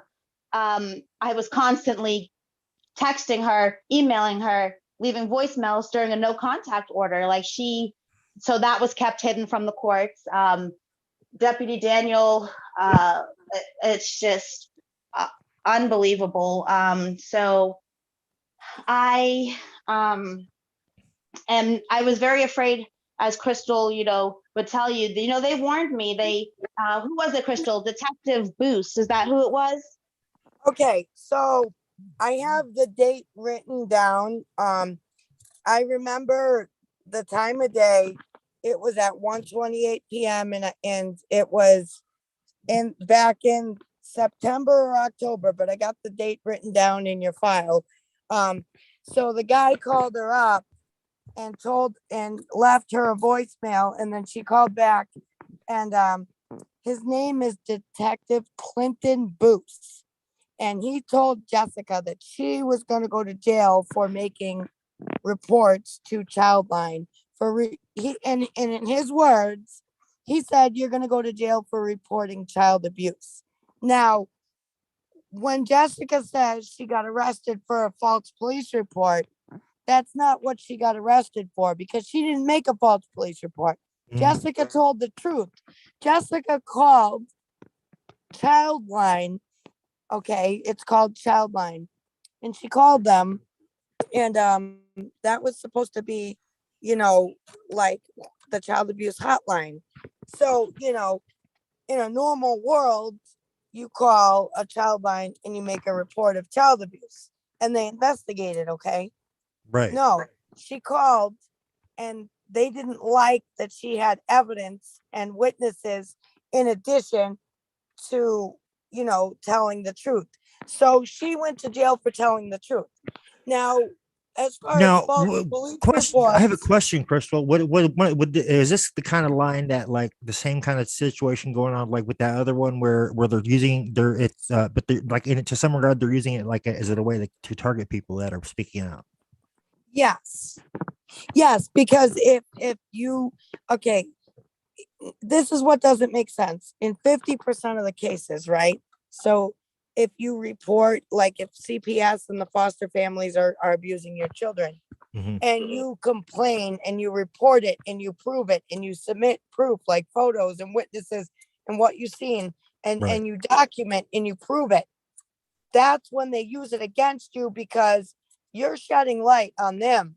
So they're shifting focus and saying that you're lying, you're lying. Like they're denying it, but they're putting the blame on you. Yeah. Like I don't know how else to explain That's it. exactly what they're doing. They're trying to silence people by doing what they're doing that because they're trying to keep it off of them so that people Right, aren't looking closely at them. They're looking at you, and that's one right, of the tactics they're using to shift the blame, so to speak, to cover up their criminality. right. And what they did with Jessica, okay. Now the caseworker, Caitlin Leo, she's the one that made a false police report. She's the one that lied under oath and committed perjury against Miss Miller.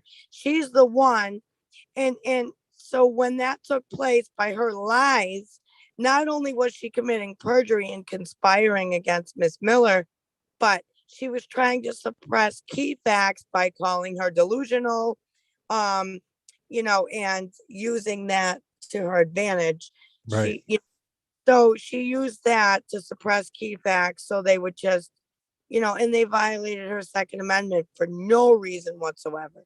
They did that so Jessica would have no defense. You mean her First Amendment, don't you? Her second, when they took her guns away, Oh because yeah. No, Yeah, they you're won't right. allow- You're right. I was thinking you were talking about her not ability not to express or like speak well, out. actually, it's both. So both, because- yeah. But it's also her fifth, it's other amendments too, Yeah, because they other wanted ones to too as well are of silence course her. being violated. Right. So they expect you to be okay and silent and to sit there and watch your children be abused and No, sit there and shut the fuck up and take it. And that's not how no. it's We're not supposed to that's not be. happening. No, Right. that's And not happening. they've been threatening Jessica. Anytime she reports abuse, she's going to jail. And if she goes live or exposes this, she's going to jail. If she talks to me, she's going to jail. They've already taken everything they could have taken from her already, and so I'm sure she's pretty fed up and like at the end of her rope with this, and why else would she be here? I think that's really courageous that she's speaking out Right. in spite of And- all this, and and I they gotta don't commend you want- for that, Jessica. They keep telling Yeah, her that she's it's, not allowed to talk to me. She's not allowed to put it on the news. She's not allowed to have supports. They want her to have no one, and They want her to be totally clear. isolated so they can break her down. That's what it's about. And I completely woke Jessica up, and I said, "Don't you dare walk away from the team because they're trying to help you. We're all helping you." And Jessica can tell you, like, I fought. I emailed the judge. I fought with each and every one of them. And you know what? I'm glad I did, because Yeah, now they're being looked into 9 ways to Sunday. there you go. And in the end, she's gonna win. I And I have a great feeling about this new judge. I just, in my heart, I think they're starting to catch on to Mhm. the deceit CYF has been constantly doing, especially since I've had these organizations speak up and tell the truth, the ones that CYF false documented on, in order to slander me. And right. And the ruling. and so I feel my kids were going to return home February, and they were like, due to mother's incarceration, Oh wow. been rescheduled. And then they rearrested me. And I was like, I didn't report. He's like, I know you didn't report his injuries this time, Jessica, but this is from June 1st when your child had lice. And like, I'm just like, so he rearrested me and I missed court again. Meanwhile, my bail bond was paid for 2 weeks while I was in there, and they made me miss court.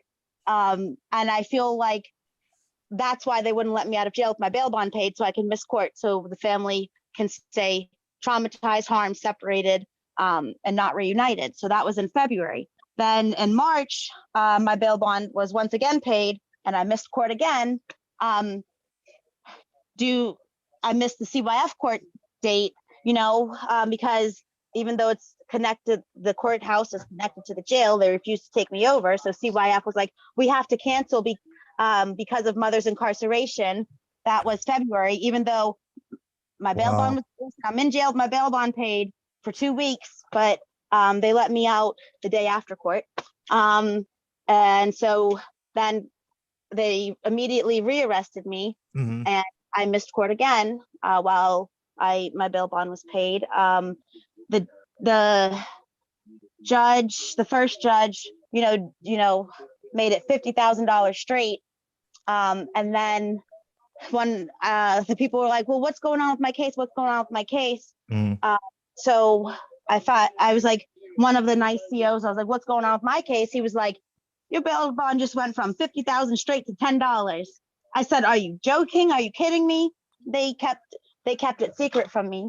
So that was immediately paid. And then they still kept me in jail once again with my bail bond paid. And Well, they so took her to jail off the record as well because she was they're missing doing that a lot. They're doing that for a a lot. whole month. Jessica was missing, and I tracked her location through the E911 Angie, location. you've kind of went through that before. You want to speak to our viewers and give them an update here shortly? Yeah. Go for it. Go for it. Oh, you muted yourself. Unmute yourself. What are we talking about? Unjustly being arrested? Just give people a brief overview of what's updates, what's gone on since our viewers last heard from you. Well, the judgment from the court on the custody case has come in, but they have not emailed it to me. When I emailed the clerk, it said that her email no longer existed, that the person didn't exist. So I'm not able to get a hold of the clerk to get a copy of the judgment. Of course not. Of course they would do that. Of course not, because there's no such thing anymore. There's no such thing as a clerk's office or these mystery ghost people. What a crock of horse manure, Well, when you're not on the how in the hell are docket, they getting away with this? This cases is that they're ridiculous. hiding, that they're not necessarily, they're going through the court, but they're not necessarily on like real cases. Do you know what I mean? Like I'm never on the docket. My criminal case is kind of not like how on the docket. they're doing stuff off the books, like how that ties into what Jessica was saying. Secretive cases, basically, when they're not on the docket. I've never been on the docket on the family court or on this criminal case. So my criminal charges are pretty much secretive to where they're not public information, which they should be, because the public should at any time be freely able to go into the courtroom during any of my hearings and sit and watch.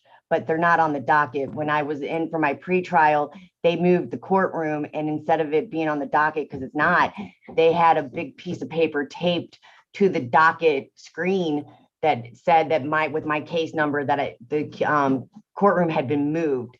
So that is a big red flag. That tells me that I'm not on the criminal docket, that this is a secretive persecution. This is not a prosecution. This is a persecution, because there's no facts upon the record. But you should always check the docket and make sure your case is on the docket. If it's not, it's being held in secret. Yeah, it's all fake. It's fake. It's not real. Well, family court is fake all the way around to begin with. But yes. But they'll also do that. Even there's what they're doing in the criminal case for you, they're doing the same thing there to cover up the family court case. Well, the criminal case is connected to the family case because it is directly connected to the trafficking of my child. Exactly. So, they say they're going to put the judge on the stand, which, I don't know, that's pretty, ballsy if you ask me. But they think they have it so under control and so rigged that, they can do whatever they want. So it is vital that there's people in the courtroom in August for that hearing, so that the courts don't just continue to do what they want and just run over me lock me up for 7 years or however long they want. Last our viewers had heard, it was, I believe this is the last they heard, it was June what? June, it was June, and they moved it again until the 1st of August. Of course they did, because they know they got no case. They're just Right. trying to prolong it. Right. So the judge really tried to push an attorney on me to handle me in court. This is why it's so important not to hire attorneys. No matter what you do, do not hire an attorney, because they just handle you in the manner of the way the court wants you to be handled.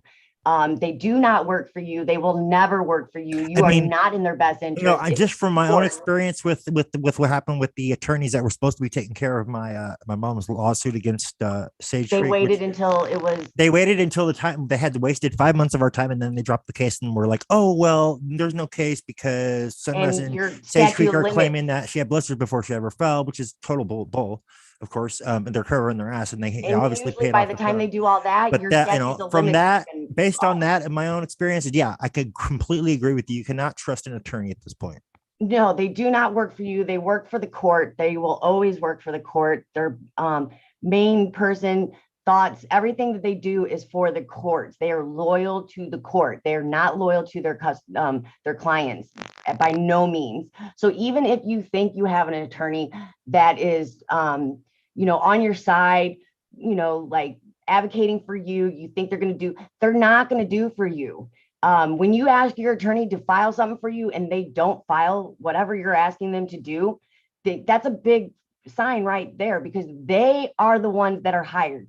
You hired them. You are the boss. If you tell them to file XYZ because that's what you want filed in your case, and they don't, fire their asses, because they're not doing what you hired them to do. Exactly. They're never going to do They it. need to be fired. If they're not doing as you're requesting, because you hiring them, then they're not on your side, and then they got to go. Hell no. Don't ever for a second think that, you keep them on their toes, people. If you have an attorney, you better make sure to keep them on their toes, and make sure that they know that they're gone if they don't do it as you're asking on your behalf.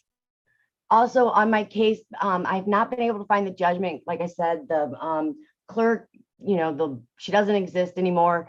So I wasn't able to get an email into the courtroom Friday. So I didn't find anything out, but the judgment has come back because I'm able to track a couple of my case numbers.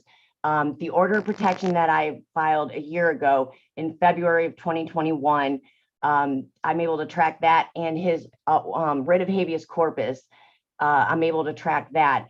And so when those were put into the case net, I got notification on those.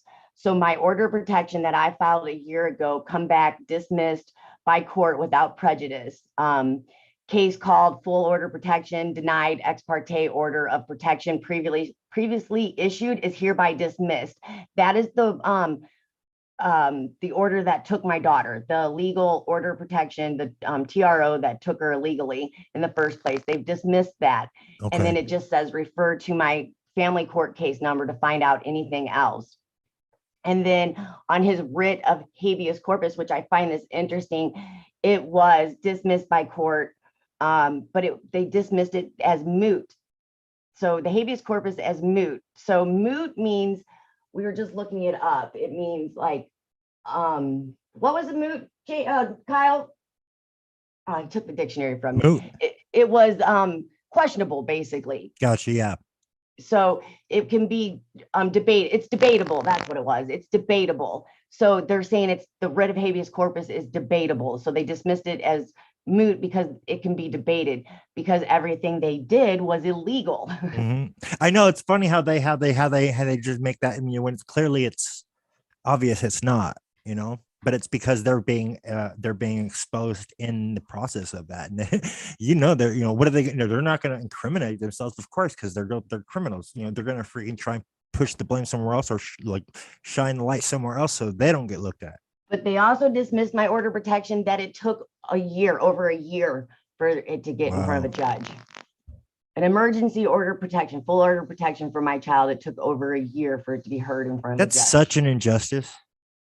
Those are things that go right before a judge usually.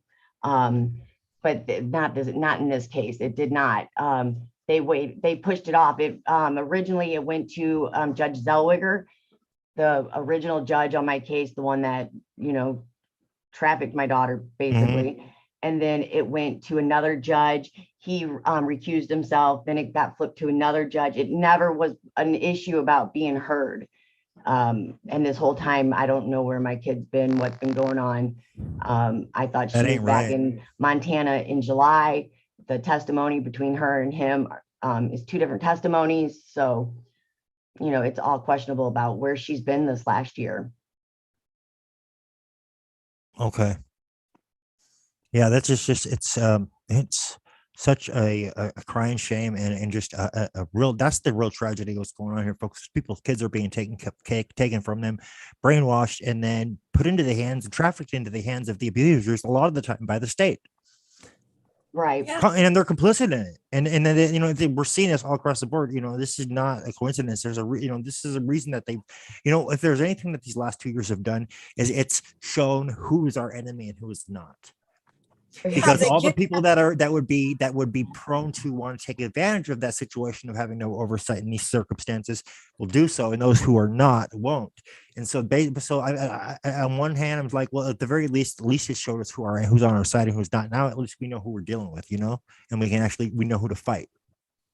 Yeah, and they kidnapped the parents and put them in jail, like Angela and Jessica. Put them in jail on the record, off the record, fake record, like, it's counterfeit money. They got counterfeit court paper documents, Yep. And what's not even legal. more disturbing, it's done through federally funded Federal grants, people. Yeah, So- federal so grants. That's how they're people who laundering are the money. They're taxing- doing it for the grant money. That's they what's are the getting sickest part the about tax- this. They're just the very tax deceitful. money. Well, and see what it is all under the guise of good, like everything else. Because anything could be beautiful, but you let family courts or you let somebody that has a bad, evil soul, run the things, and Yep. it's going to start running that way. So, it's all federally funded by our tax dollars. So, people are paying for children to be trafficked, and the sad reality is that a lot of these children won't go to their natural family of origin because they have they host it's called a rehoming event, like, like kind of like an That is animal. sick. They put the kids on And display. it is so sick. And these That's kids not are right. walking on a catwalk. I've seen it, and Okay. That's they're sick. so bold with it. So That's so it's called despicable. it's called a rehoming event. Right. So they rehome these children like they're Wow. animals. They have family of origins that that they'd like to know, and their families would Okay. love to But then this is the second chance rehoming event. Like, so this is ridiculous. So children have no way out of this. This is Right. wrong. And I'd like to This is take you guys wrong. down the rabbit hole just a little bit further with the Yes. rehoming. And Go that ahead. Okay. together we had done a podcast on the orphan trains. Do you guys remember that? Okay. Yes. So if you go a little bit deeper into that, those children on the orphan train and these children that are being rehomed in this sick, display of it's gross. These are awful. stolen children. The children on the orphan train were also stolen. When you want to change someone's history and not let them know where they've come from, you take their children and you will traumatize the society to the point that you can change their history without them knowing. Yes.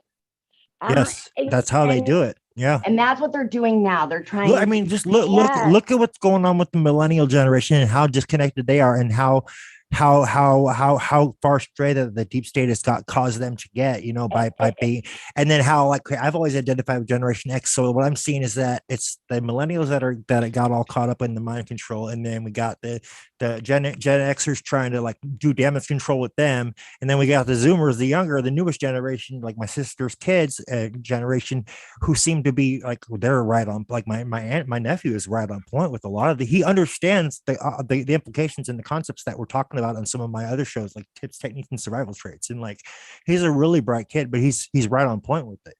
But that's what I think we're seeing across the board, in my opinion. Well, and Well, and this has another all been done thing. before. If you look back into the world's fairs and things, Steve and I showed you that one documentary. When you start digging into that and Yep. looking, and if your eyes are open and your ears are open, you're going to see and hear what's going on. Right. And you're going to realize that all this is planned to take us and change our history, change what we're doing, change where we're going, because they want to And enslave create us. this false illusion matrix of what reality is when it's not at all what they're trying to say it is. Right. And you Just know like with the meeting they're having on the 22nd, that is going to take our sovereignty away. We are going to lose everything. We will be slaves. Absolutely, it will. And we need to stop that, because they're trying to do this on the sly while everybody's distracted with the whole Roe versus Wade. Why do you think they're making such a big deal of getting these people to make a big roar about it that are protesting about Well, they're they're doing using that that to intentionally to disguise, distract you know, people to- from the fact that they're trying to do this. They're using the that. They're slide. using the Johnny Depp trial to distract. That I mean, too, yeah.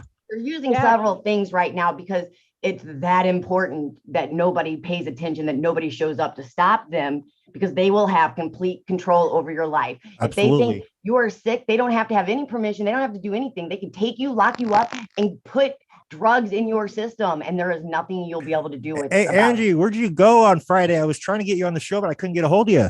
I'm sorry. I was like, damn it, where's Angie? So I had Liz come on in your stead, though. Oh, thank you, Liz. What the date of this meeting? What city and state is this taking This is place? going to be not in sure where they're holding it. Geneva, Switzerland, I believe, right? In Switzerland. Yeah, and it's on the 22nd. There's The 194 22nd through the 28th of May this month, you guys. It's coming up quick. The 22nd, there's 194 countries that will be in this meeting. And they're getting ready to take our sovereignty from us. We're getting ready to be like And if they do No, this and not nobody to objects say to what it, by happened, November, we're we'll getting have a ready to be fascist slaves. World Health Organization that will be able to enforce legally under the law any mandates, any vaccinations, anything have they no want sovereignty. with You will not be no able to make oversight. choices No, the countries won't even have to agree that that's the case. They'll be able to have authority Well, to you just won't go have step in and say, say. no, this is the case, and then we're doing this. So the Roe Um, versus Wade shit don't even matter. If they do this shit on the 22nd, There's going to be no freedoms. that shit at don't all. even matter. Well, downtown Pittsburgh, they have the World Health Organization. Me and Crystal, I was like, Crystal, what's this table? And they were like, Yeah, screw them. vaccinated only. And admission was like, it was like free. Everybody should have a choice, open to the public. But then admission, like, no, you have to pay, like, register in advance. You have to be vaccinated to have a say, to have a choice. And it was just so strange. You have It's to such pay. bull. You have to pay It's to go such in there bull to crap. speak. Because half But- these motherfuckers aren't even really vaccinated. They got the placebo. I mean, come on. People can buy fake cards on the black market to pretend they were vaccinated. But anyways, no, that lady that we saw there, It's such a double standard. It makes me so but angry. we Who the found hell do out these that bastards think they are? she works for the courts and she works for Quest, which is a lab company, Quest Diagnostics. She works for the courts. I and know the Quest finance. Diagnostics. They have that out here. That's where I usually have to go to get my freaking blood drawn for my doctor. Right, but what a conflict of interest. Quest Diagnostics. Right. They do bloods and labs. Exactly. The and huge conflict of urinalysis, interest. And then she works for financial, and she also works for the court. We determine that later. Well, none of this is going to matter, because if they do what they want to do, they'll come in and take our kids regardless of They what will. court order you have or what They you go and will. see. Like, it will all become obsolete, because whatever They'll they use want to this do, if they find justification that of they have a public cause, they will health do it. crisis or climate crisis or whatever else they want to call it. And there will be no oversight. He will just, the director general will just have to suspect or think that there might be an outbreak, and he can claim and they changed the definition of what a pandemic is a few years back. It used to be where there's a massive amount of numbers of deaths. Now they removed that clause, and so now it just means any outbreak in multiple countries, and they could use that as justification to just say, oh, we have a pandemic, when they really don't. Because all they did is change the They can definition. use global fit their narrative. warming as a reason. Exactly. So they're going to And use we cannot allow this, way to people. control. Do we really want Tedros, this crook, this human rights violator, running our country, one of our countries around the world's sovereignty? Are you freaking kidding me? I mean, that means Australia, all of them, will lose their sovereignty. Especially us. America's on that list. We're Yes. America's the Canada's they're the on ones the list. pushing those updated clauses. Our administration right now. They're the ones pushing these amendments. Yeah, Biden sold us. He sold us for real. Oh, so it's gonna be like the concentration camp days. More or Like, less, yeah, yeah. If they pass this, it's going to give them the authority to basically do Well, whatever the fuck they want. Medically but- speaking, they'll be able to come in and force vaccination cards, force people to So do like- this, do so that, like- and they won't have a so choice. And the they country's force- government will have no choice either because they will have voted it to accept it. So it's like if they pass this, and there will be So you're pretty much saying there will be like sanctions gas if nobody camps and if stuff. countries don't go along with what the WHO wants, and then for those that do, they'll have incentives. They'll And get funding to take care of these issues if they do go along with the narrative. And in Missouri, on the 23rd or 29th of last month, they had military operations rolling through. I mean, they were coming through on the trains. They were bringing in equipment. No, they were doing that kinds of here. equipment Wait, in Missouri. out there too in Missouri. They were doing that here not too long ago when I was here in Vegas. There was a long train of tanks and shit rolling through the Vegas. Like it was like must have been several hundred. And it was not the National Guard. It is our military. Why are they? Where are they setting up operation? I mean, they Right. That's for. I mean, it makes you wonder: is that the white hats or the deep state dark hats? You know? Yeah. Well, and it and- wasn't the National Guard. So, and don't think they don't have FEMA camps all over this country already set up to start imprison people in. They do. They have like China and hundreds. They have Australia. hundreds around the country. That as well, and there's Well, also hidden concentration. You know what we need to do? We need the the white hats need to hurry their asses up and start arresting these folks and use those FEMA camps and play. That's where they should in hold these reality, bastards. There are no white hats. The white hats are the people. Unless the people start True. coming together and standing the fuck up True. and denying what they're trying to do, like stopping. You know what I'm saying, though. We I'm are the saying white hats. more or less those in positions of power that are trying to do something that are being those. That's all an illusion. Because We're all together. it sure looks that's like all it an at this illusion. point to We me. are I believe the you only on that. saviors we have is ourselves. Period. Right. There is nobody We the anywhere that's going people. to save us. Exactly. We the people have the We need to power. save ourselves. We can't wait around for someone to do it for us because they ain't gonna There's happen. no It white ain't hat. gonna That's an happen. illusion. Nobody's gonna fall out of the sky with a bright shiny thing that says. We all "Hi, need to I'm start here to becoming save our own you." saviors and start speaking out and start doing our own due diligence. Ain't nobody gonna come save us. We're gonna have to save ourselves, people. Well, And a that's group why of people. People need to get like-minded people. everybody who was forced to take the vaccine, or they lose their job, or they lose their health Those care, people are all going to die. or people who got, and it's called Allegheny Prison now because you can do 5 years, 6 years. People have done a long time there. If you're not vaccinated, you can't see anybody. You're not allowed, not one visitor. If you're allergic to the vaccine, if you have a medical condition, if it's against your religion, the Allegheny County Jail, you're not allowed to see anyone. That's such bull. That's you're such not bull crap. vaccinated. That's And they were- bull. And they were telling me, get this vaccine. We'll give you $50. Get this vaccine. You'll get another $50 for your second dose. I When said, have you no. ever been offered What? money to take a vaccine? Oh my God! You know what? I want to get this off my chest because this shit really bothers me. Like, okay, so my sister when she was in Salvation Army when she was doing her rehab program, they had mandated that they be vaccinated if they wanted to go and go and see the family members on their visits, right? So my sister did, but now like what, year and a half later, she's all like, I mean, this is the kind of mindset that we're dealing with, and it's, I'm not knocking on my sister here, but it is a problem that we all are seeing. It's like, she's happy to take a gift basket of Bed and Bath and Beyond for showing proof that she got vaccinated. And she's just like, oh, well, I might as well benefit from it. And I'm thinking, do you not realize that you're giving away your consent and you're handing over your authority and your power to a perceived higher authority by doing so? And that bothers me, but that's one of the things. Like, do people not realize what's going on here? They're giving away their power and they're giving their consent away when they participate in those kinds of things. Not to mention that the vaccine is a death sentence. Yes. Don't forget about that. It's a death Using a sentence, biblical period. term, that's selling your birthright for a bowl porridge. That's Yep. what you're doing. Exactly. Yeah, there was a huge bus problem with You know, Port Authority of Allegheny Whatever County happened to because informed consent is when did that turn into coercion, people? I call it informed refusal. they fired their employees for refusing to vaccine, and they had no workers.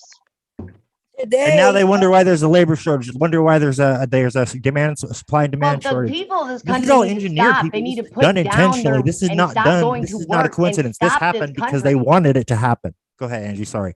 The people need to not show up to work. Everybody needs to agree to put a halt just to stop this country from fucking moving. We have the power. And until we do. exercise our power, we ain't going to be able to do shit. We're going to have to do it and do it quick, people, on a global scale, because these bastards are going to keep trying and keep trying. Until This country doesn't run without us. If you quit doing what they want you to do, everybody just stop. Just stop. Shut down the whole damn country.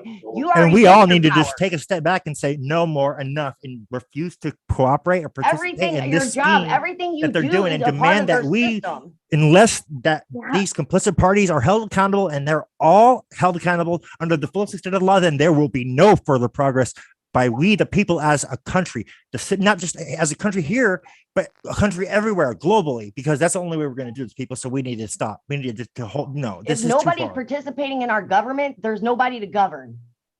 Exactly, and they work for us.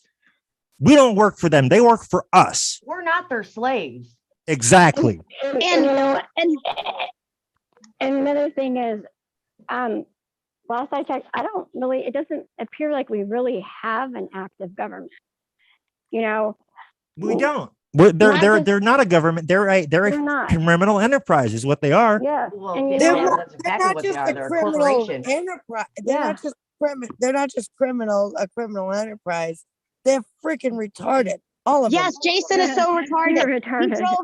He drove my Of son. that, I'm not surprised. I My mean, look at toddler. they're all taking orders anyway. They don't care either way. They're like fucking zombies. So of course They're they're like- zombies. They're People puppets. better start getting ready for what's getting ready to come. Well, They're I gonna try agree. starving us Without out.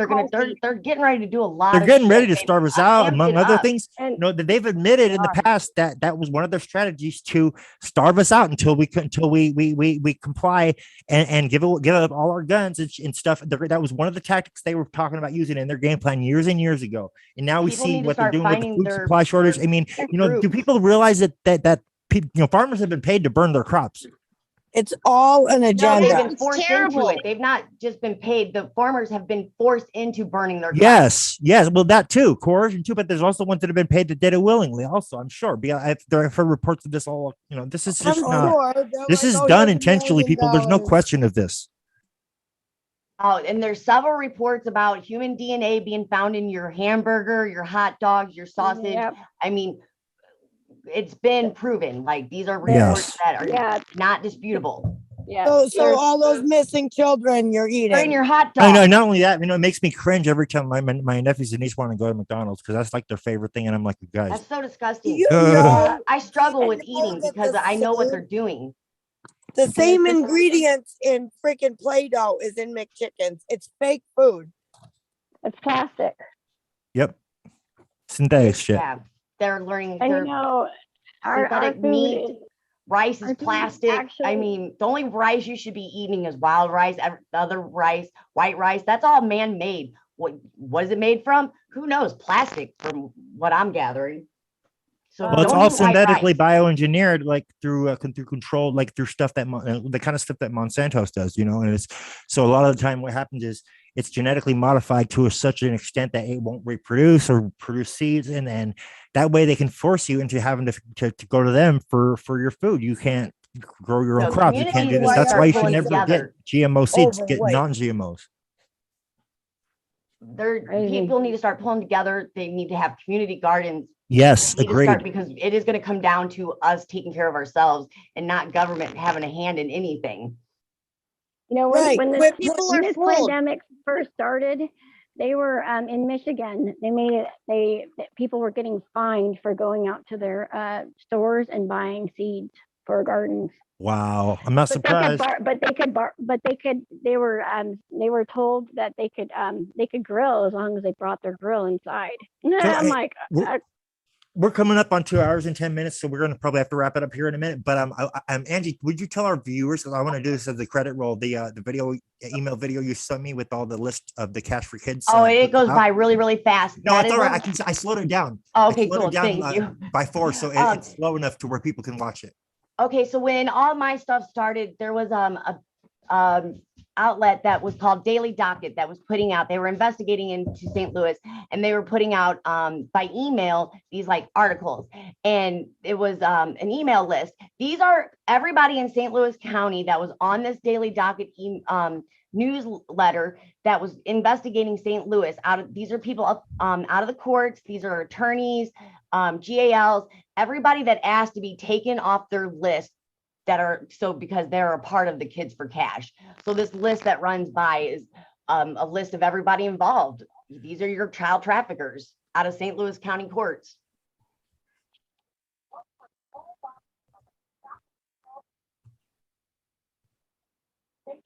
There we go. And you see straight on the top of the list is Mobar.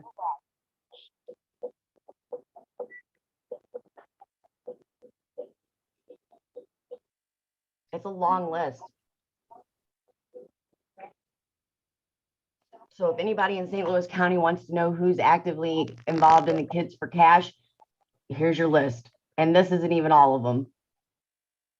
Wow. And these are people that either are participating in it or turning the cheek to it because they know about it. So they're just as much as involved. Yep.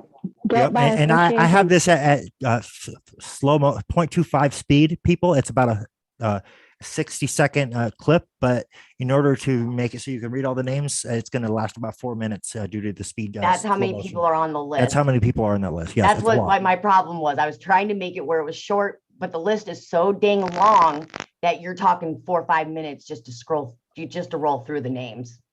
Okay, now are these people from Missouri only, or is this like the names? This is from St. Louis County. This is from my courthouse. The people that are involved in the Kids for Cash out of my courthouse. Wow, that's a lot. This is just in one courthouse. All these people asked to be taken off the Daily Docket news letter when they started investigating into St. Louis. All of these people were getting that newsletter, and they all requested to be taken off of it. The only reason they would do that. Everybody that was in that Zoom call is on this list. The Zoom call that was leaked out of St. Louis County about them colluding together and calling themselves Kids for Cash. Holy crap, that's a lot of people on this list. Wow, that's really incriminating. plus other people that wanted off that newsletter. Well, too late. The cat's out of the bag. We know who they were being called out about, the trafficking. It most certainly is their offshore banking accounts. They didn't want this newsletter. That newsletter is what they were colluding together in that Zoom call to stop from them investigating. It was the Daily Docket that they were trying to stop. So they were colluding together and trying to bring that money together to find out who the Daily Docket was, so they could stop the Daily Docket from producing these newsletters or whatever they planned on doing. So the whole Zoom meeting was around this Daily Docket, and these are the people that requested to come off their newsletter. And these are just out of St. Louis County. Because we don't see all of the players involved and how many people are in the background. Are they scared now? I mean, I encourage every one of our viewers to screenshot or pause this at this point so you can get all the names and take them down, and we'll also provide a link to some of them and start mass emailing the shit out of these bastards and holding and demand accountability to everyone and everywhere you can send them to. Unfortunately, I don't have a list for every county and courthouse because not every county or courthouse has a leaked Zoom call. But this would be a good start, people, and Angie needs our help.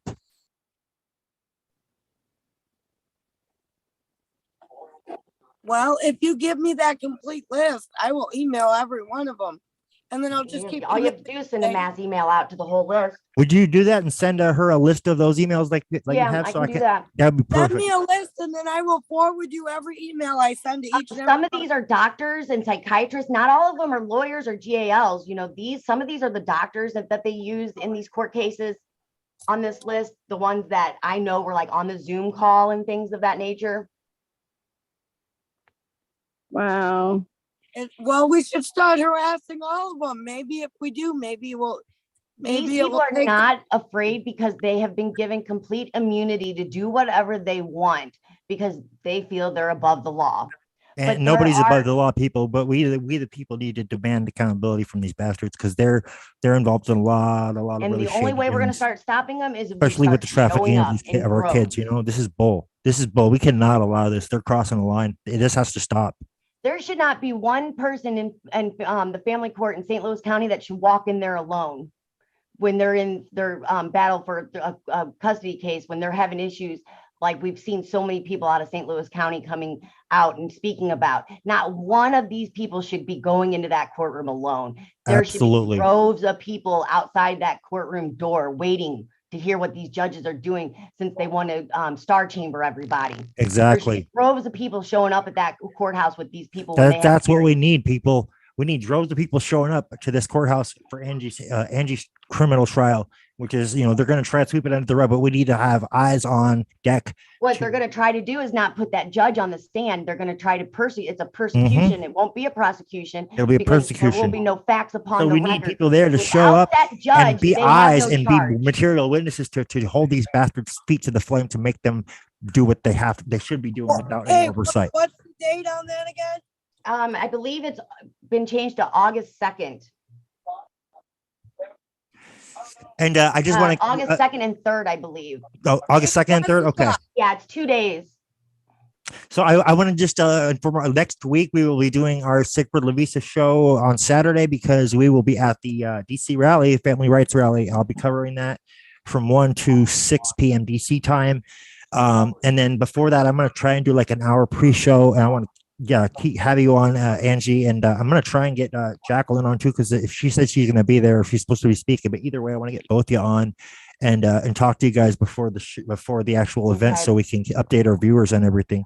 Well, I'll keep everything on this and running Perfect. during that. Yeah. I just wanted to tell you guys, I just wanted to tell everyone actually. I got some bad news. Dennis and Joanne, with In Our Loving Arms Incorporated out of Alabama, they help families in all 50 states with CPS corruption. So anyways, they have been missing. No word, no nothing. Their cell phones are completely disconnected, out of service. And they always said, if something happens, make a fuss. So they're what? They're missing. missing. They always respond back to me. Okay. I And haven't it's heard from them either. And, you know, they're always very responsive. They're always very, you know, updating me. It's confidential, obviously, but we're always in constant communication, and they never, ever ignore me. That's a fact. They're always right back with me, and they're, this is out of character. I'm very concerned. I'm very concerned for them because no one else has heard from them, and I'm gonna have to go through a list and call thousands of people to find out what's going on, where they are, find out, get some answers. When's the last time anybody heard from them? Because I have not heard from them, and at first, I'm like, okay, they'll get back to me. They're busy. But a week went by, nothing. A week and a half went by. Now they have no phones and they just vanished. And they're not the only advocates that have gone mysteriously missing or, completely ghosted off the map. That's scary. That's a scary thought. If they can do that to people, like makes you. I mean, but this is really going on. People They are can going do missing. that. They did that to me. I come out my front door. The next thing you know, I was gone. Right. Didn't see my home for 2 weeks. That's what Jason Lucarelli did with my toddler when he sped off without a car seat. And then I can't see them because they don't have a car seat available, even though I What? bought them a car seat. But Yes, they won't get the car seat from you because they don't want to, because they don't want to make you suffer. Basically, that's some bullshit. No, Jason Lucarelli drove my toddler around the city like a maniac without a car seat. And then they say I can't see them because they don't have a car seat, even though I bought them a car seat for them to use. And then they still say he can't come to the They're court. ignoring the fact that you bought one. They don't care. That's not the real reason they don't want to do it. They're just doing it, using that as an They kept him excuse. in the same car seat from an infant until he was a toddler. Wow. Stuffing a toddler in an infant car seat, making him stuffed in there What the hell? like he's clothing stuffed in the dryer. You know, they just stuffed him in there. He's a toddler. He don't need to be stuffed into a car, Right. That's ridiculous. car seat. What is wrong with them? They That's don't child care. abuse. Well, It is child abuse. yeah, they're not protecting children. They're abusing them and saying you're the abuser. And then they wanted to do that and then charge you on my case. I can't find out what the judgment is, but I can find out the civil judgment and how much this GAL wants. The GAL wants another $3,220 from me to recommend that the dad should have sole physical and legal custody when he's the abuser. So GAL, the new GAL, our second GAL basically wants $20,000 for what? For doing nothing. For trafficking your kid, basically. Right. And then they give you a civil judgment, which isn't even, that's not even lawful. Do you have those up there? Those things you want to show our viewers? You can share your screen if you'd like, Angie. Show what? Though what you showed me about the receipts of what she's claiming, the money she's trying to get. She's not, she shows no receipt. No, I don't mean the receipt, but that itemized statement where they're anything. trying to get you to pay them that. Like that's what I'm the bill. Okay, so I found it on our case net. Yeah. When I looked it up, I can't see my case at all. Only thing I can see is the money the GAL wants. And this is it.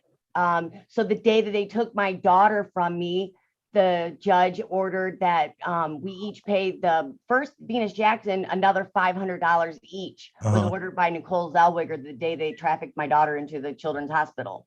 They wanted, I was supposed to pay another $500 for that. Okay, so tell our viewers what's interesting about the date of the 16th and when this judge supposedly recused herself. Oh no, that was the March. She was still on the case. She didn't recuse herself until the 3rd of March. The following month. Show that amount that this gal's trying to get. I have it up here. This is so these are the judgments against me and my ex that the courts say we owe for GAL work, which we all know the GAL don't do shit, and they're the ones that are really responsible for making these decisions on what happens with these kids when they get put back with their abuser. So I mean, the second GAL that steps in, she wants damn near $20,000 for doing what? I've seen nothing. She wants to get paid for criminally trafficking your kid into the hands of her abuser. Yeah. No, and that's into bull. a facility where they have a lawsuit for child trafficking and labor right now against them. And everything's okay. You know what I mean? Like all this is supposed to be okay. No, so, this is not okay. $12,500 just to be in court that day, to recommend sole custody to her abuser. It's sickening. It's really sickening. It makes me sick to my stomach that people can actually consciously do this and not care. And they're being hush, hush, hush, hush about it. Like they're so they're just quiet. Don't let anybody know that there's CPS workers that are like being abused, complicit, and that are abusing their positions of power. Yes, because they pretend to protect families when the families that need the help they ignore, and then the good happy families they destroy. And then Allegheny County has a repeat history of failing to protect the children. And like they said, when they told the specialist, they have no parenting concerns. This was a safe, happy home. And they removed the children, hurt the children, did all these terrible things, all because of their opinion. And my story gets even deeper because they false documented on organizations, and they were honest to the courts. They said mother has no criminal history. Mother never abused or neglected the children.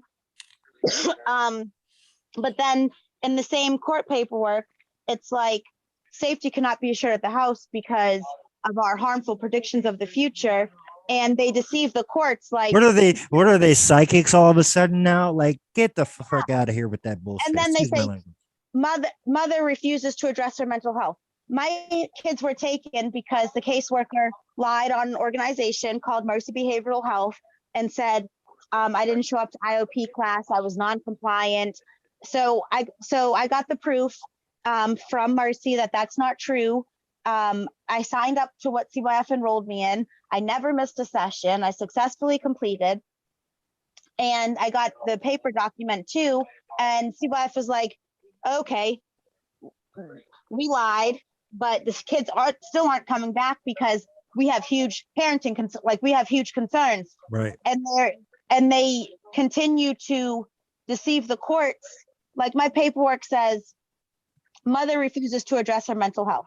And then when you question CYF about it, they're like, well, that's because we didn't know, like they just make up the biggest lie. And sorry, I'm having trouble. There's just so much corruption. I'm having trouble trying to pinpoint. You cannot force anybody in to see any kind of counselor. You can't order someone to go get counseling and expect it to have a good outcome. It's like trying to make an addict go into a rehab when they're not ready to go into a rehab. It's not going to work. It's going to fail. It's the same difference, especially if there's no mental illness or you're not willing to go to counseling. It's never going to work. So to actually have these court orders to order people into these counseling sessions with these people is ridiculous because one, you don't get to choose who you're comfortable with. They're making and it's not even like, and a lot of the time these counselors are in the pocket of these organizations, these so-called, child protective organizations. They're supposed to be looking out for the kids' well-being, but they're not looking out for the kids' well-being. They're looking out for their own best interest, which is making money. Yes, that is, and it's just, it's obvious. It's terrible. The horrible things that Jason Lucarelli has gotten away with, Caitlin Leo, Elizabeth Ryder. She won't even give me her license number. And it's just like they're violating human rights. They have a handbook, CYF handbook. They are violating everything in their own handbook. And it's just unbelievable, the neglect and the maltreatment. They definitely, nobody called CYF on me. Nobody called the child line on me. The caseworker got, into his feelings. He was upset with me.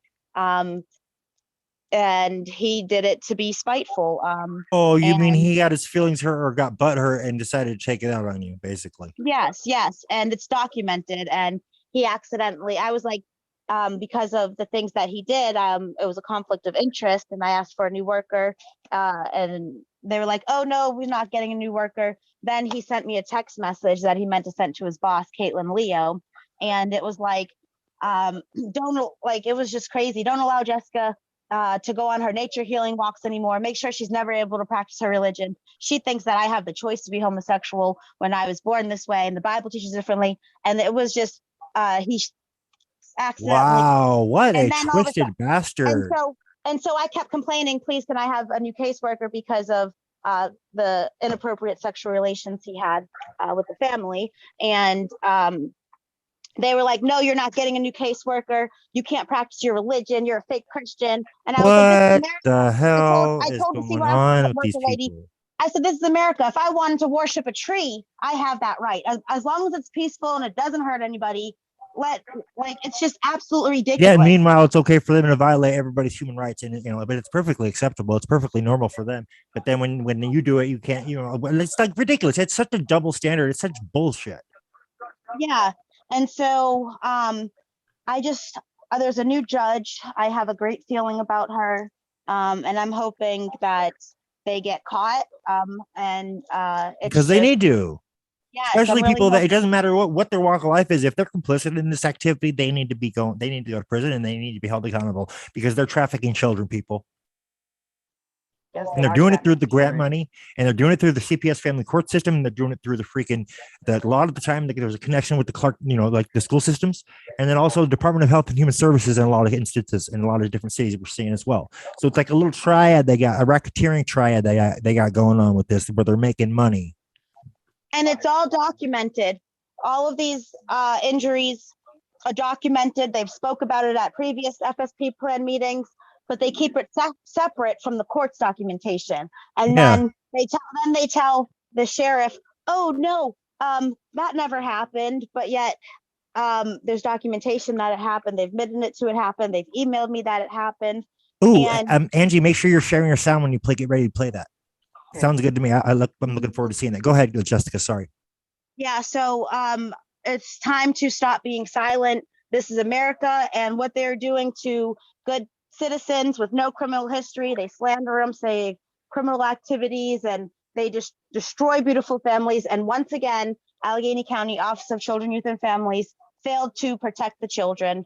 And unfortunately, just like thousands of other kids, my family was severely injured in CYF's care, and they were never injured in my care. My children were severely injured in CYF's care, never injured in my care, never neglected in my care, seriously neglected in CYF's Yeah, care. that seems to be the pattern with a lot of these cases. Like they're getting more neglected and more abused in the care of the foster care system, or whatever situation is they're caught up in with the whole CPS and family court systems taking their kids. But it's a very common thing. We're seeing abuse like on that front, and a lot of the time it's blatant, and they're not even hiding it. In fact, they're taunting it in some instances, like in yours. But they're clearly the best interest of the children is not the issue here, because they're clearly allowing these kids to go back into the hands of the abusers, which I don't understand how anybody could be doing that unless they're doing some sort of trafficking scheme where they're making money. And my court paperwork says, if at any time the judge decides to reunite the family, CYF will immediately get another emergency protective custody order and reharm and re-traumatize the children. Wow. Angie, you want to go ahead and play that video, and then Okay, we'll so wrap this up the video, episode Women's on Coalition- after that. The Women's Coalition, they put this out on May 8th. This is actually I don't think she's a child anymore, but this was a child that had been affected by the court system. Basically has gone through the same situation my daughter has gone through with being trafficked through the court system into these reunification places and stuff. But the Women's Coalition put out this article on May 8th, and it's an excellent article. It's basically my daughter's story, and I just think everybody should hear this. Story time. I was trafficked across the country by the family court system. When I was 16, my sister and I were kidnapped from a courthouse in Johnson County, Kansas, separated and transported to a remote city. Oh, I don't think it'll go any We were longer. held captive in a hotel and full threatened screen. into I a can hear it fine. relationship with our abusive Okay. father through a forced reunification camp called Family Bridges. When we were taken from the courthouse, all of our things, including our phones and our clothes, were confiscated from us, and we were shoved out the back door of the courthouse by 2 transport agents and security guards. My sister and I were put into separate cars, and I didn't see her again until we got to Montana. We weren't allowed to ask any questions about where we were going or what we would be doing. Our case manager was there at the courthouse, and he told us to just go along with it and just do what they say. Throughout the trip, I was terrified. I couldn't eat, I couldn't sleep, I could barely stop shaking. Come back for part 2. Randy Rand, Kathleen Rock, and Kelly Voyage ran our program and forced us to participate in a 4-day workshop where we had to denounce our mom and say that we loved our abuser. We were forced to share a hotel room with our abuser, and we had no privacy. We weren't allowed to shut any doors, including the bathroom door, and we were coerced into saying that our safe parent, our mom, had brainwashed us into believing that we were abused. The program leaders placed a moratorium on history, and we weren't allowed to talk about the abuse or anything that happened before we came to the camp. They completely isolated us from the world, and a 90-day no contact order was put in place so that we weren't able to talk to our mom or anyone she knew. For months after the camp ended, we had no access to phones or the internet, and so we were completely isolated from our friends as well. They made us feel like if we told anyone, not only would we be punished, but no one would believe us anyway. My sister and I were obviously traumatized for being trafficked across the country, but we respectfully and calmly refused to comply with the Family Bridges program. The program leaders told us that if we didn't participate in the workshop, we'd be sent to wilderness camps, psychiatric facilities, or foster care. They told us that my sister and I would be separated and that we wouldn't see each other or our mom again until we each turned 18. They forced us to write a letter to our mom saying that we wanted to go to a wilderness camp or a psychiatric facility instead of going along with their program, which meant going to live with our abuser.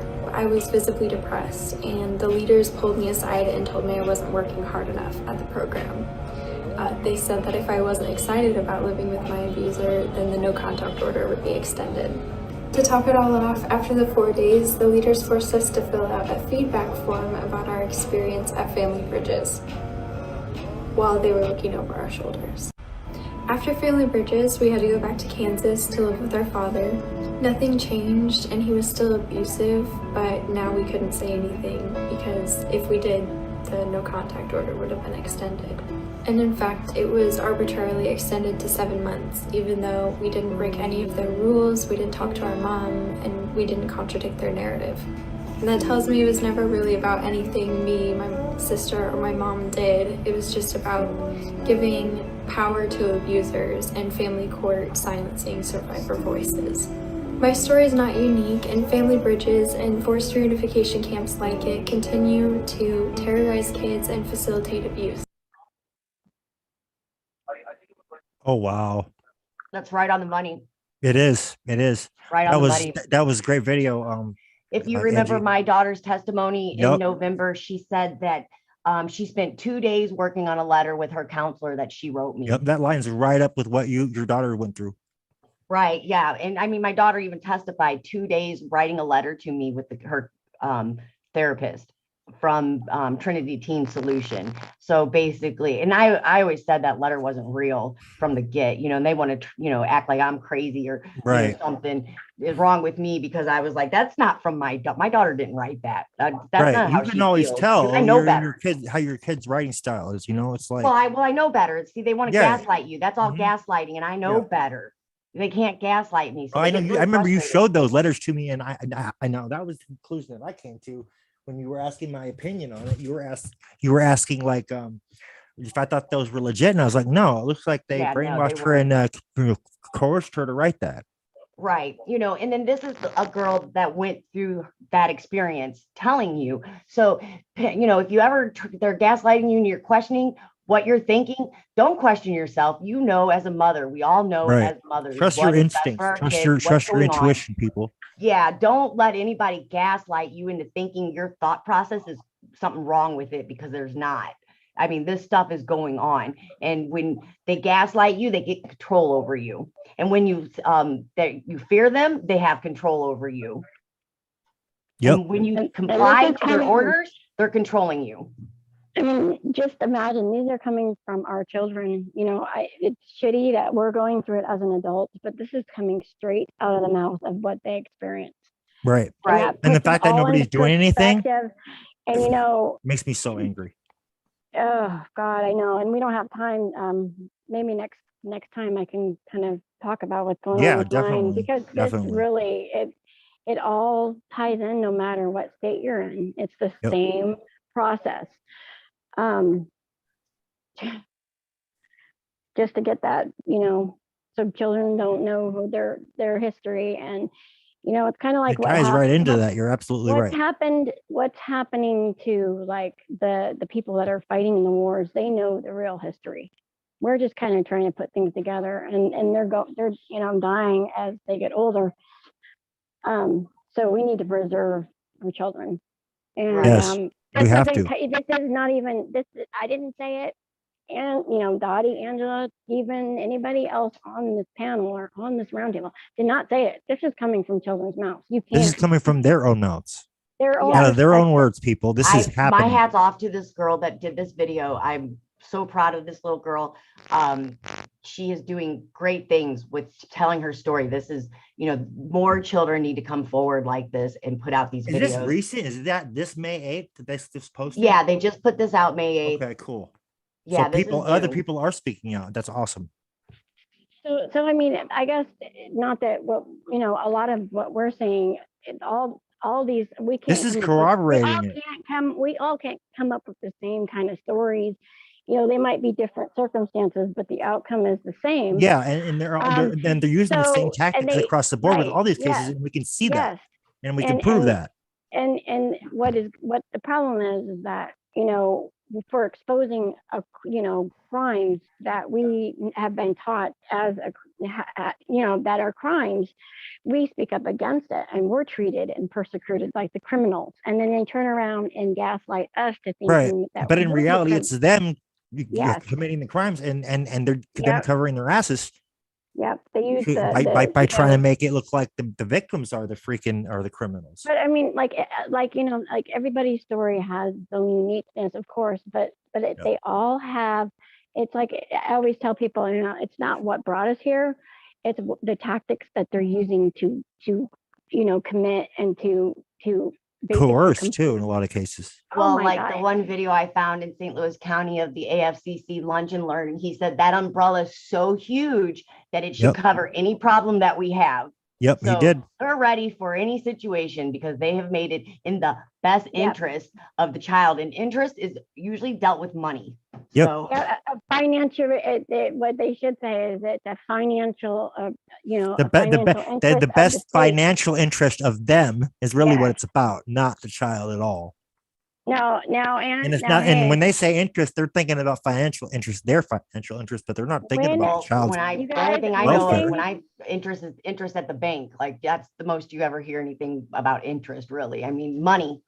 Right. and just to kind of wrap this up in a light, funny thing, kind of, if a judge asks you if you want to waive a jury trial and have a judge trial, Well, you can waive a What- jury trial and get a judge Waive a jury trial. trial for a judge trial. okay, so you could just give away your rights, right? Okay, and like let the ones that that is You so, can waive a jury trial and get a judge Right. trial. Sorry. You know, I that couldn't- proves the point because I won't take their handler in court. So can't get a handler, an attorney to handle me in the actual process. So his next best thing was to try to offer me a judge trial. Yeah, I could not That's believe how my much ears they when I handle heard that. you. That was like, I was like, I'm not really hearing this. Did they really just say that? you are just because you're such a wild animal. They're treating you like you need to be wheeled in like cannibal. Right, Yeah, you're then gonna I'm bite somebody's ear dangerous. off, right?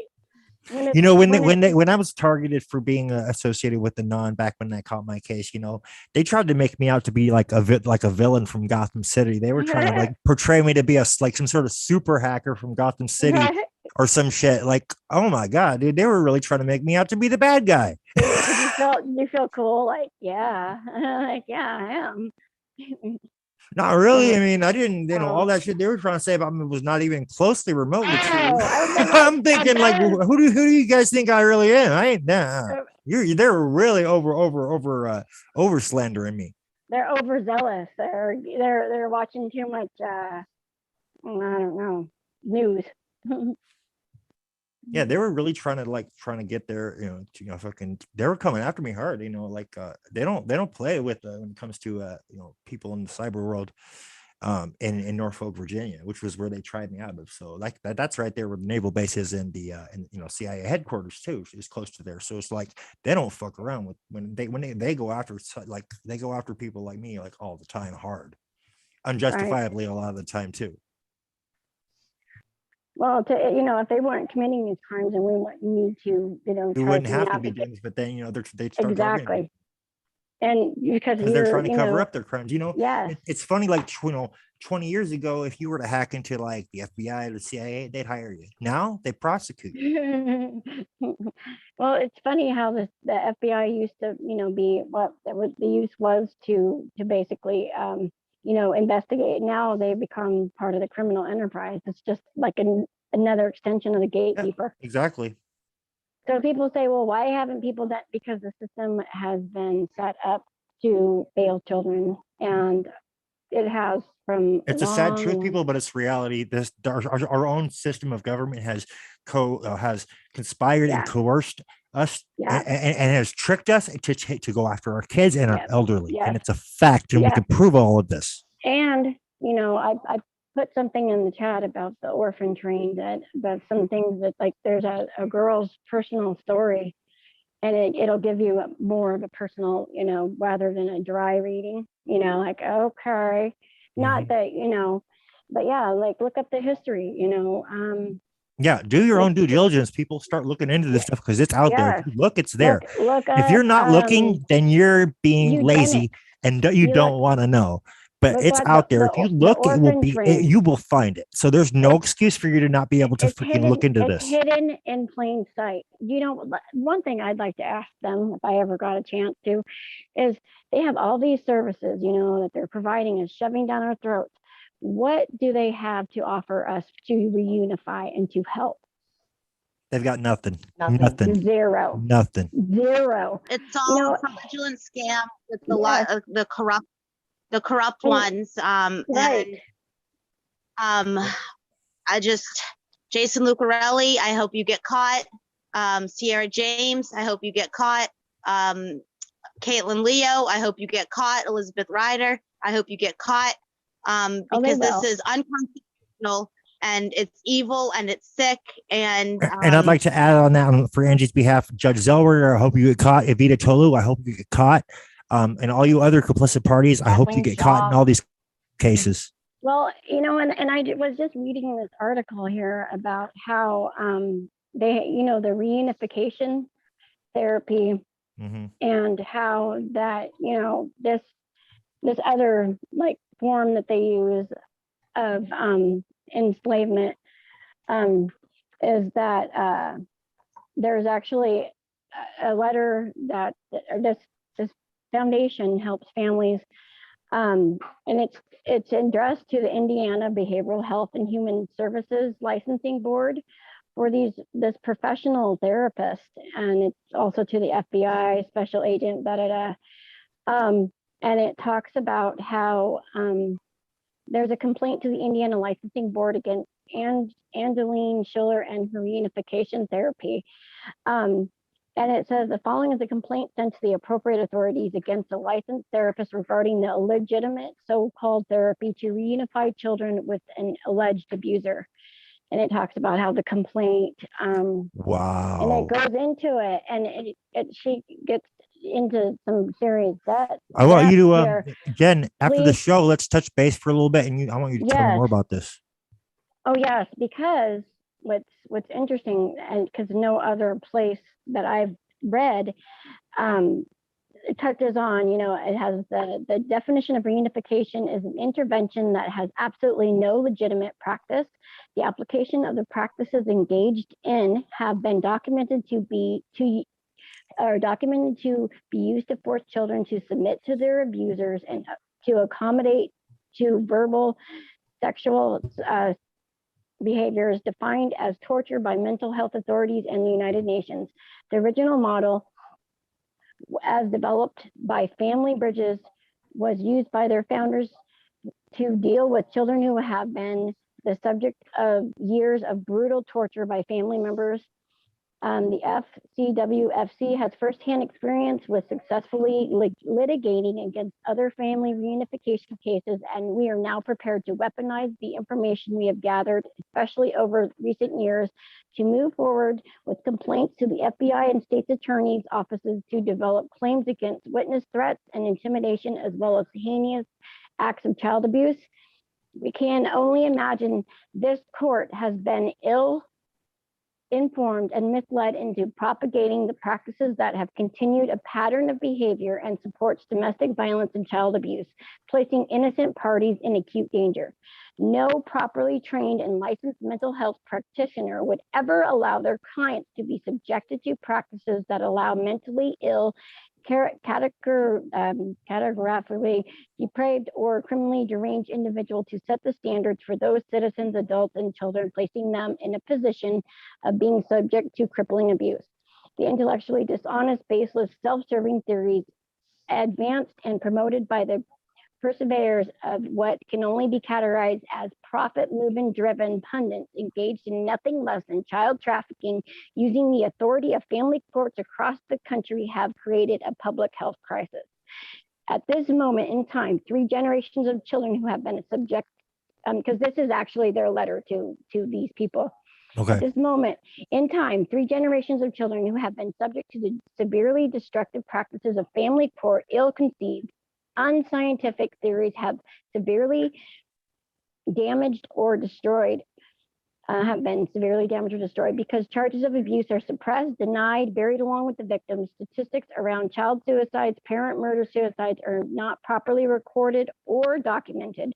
The explosion of child and adolescent suicides, as well as multiple murder suicides involving occurring in custody transfer cases, have forced attention to be paid to what can correctly be called an epidemic of ignorance, arrogance-driven corruption by family courts actors responsible for transferring custody into custody of the abusers. Jen, do you want to finish Yes, that up and want to post the link for, or send me the Yes, link and I'll I put it in the will. description for the viewers. We I gotta, will. we're about pushing 3 hours now. We're at, Okay, and yeah, we got to so wrap it up here soon, but I it definitely want talks- to cover that some more next time we talk. Have you on they the show. also, just really quick, this is just something that's personally affecting me at this time, which is that I'm involved in this kind of said therapy. So yeah, so it's got a personal, Got a it personal affects tie in me how it affects you. personal, yes. And so anyway, yeah, so it's very interesting, and people can look that up for themselves. Well, do you guys know the definition for reunification? Is Yeah, you know what it says? restitution of political unity to place or group, especially a divided territory. Oh, wow. Huh. Well, it Political- says Hey, here- hey, Angie, Jen, I want to ask you guys something. I'm going to be doing our News for Us World's Fringe Division podcast first episode this Wednesday. You both want to jump on with me? Yeah. Yeah. Cool. Just Perfect. one more thing it says here. The children and protective parent in this proceeding have tried to raise the consciousness of the court to allow them to move forward. They were allowed to move to another state to escape the abuser and his lack of responsibility to deal with his own medical health issues. This individual has chosen to exert authority, continue to abuse and terrorize, dealing with his mental challenges through the repeated compulsion, satisfying him and detrimental to the parties who have the right to live free of abuse, to pursue lives absent from his control and abuse. So this is what what their definition: reunification therapy is an it has no legitimate practice. And then it talks about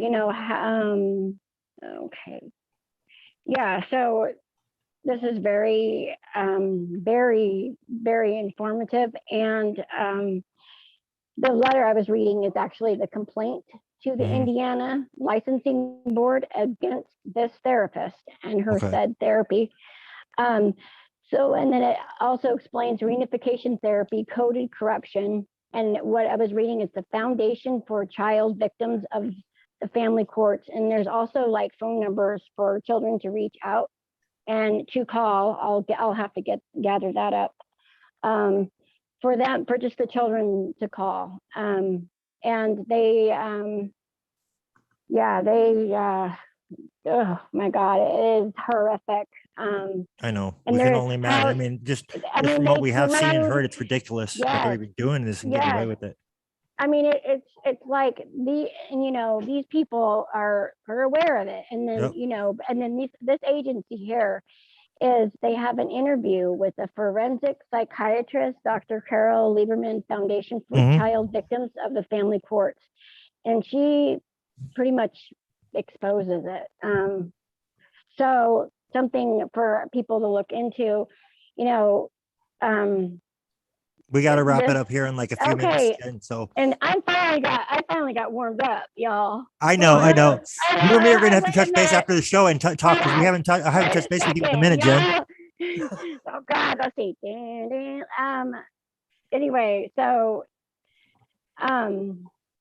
okay, I'm like troubled now. I can't say it all in like 30 seconds. It's all right. It's all right. Just we'll save it for next time we do because I definitely want to have you on and talk about it more. So We what just were don't you have saying? time right Okay. now. We're running out of time. Oh, the time is just an illusion. It doesn't I know, exist. but we should I would like to give you more time to do it on the Well, next one.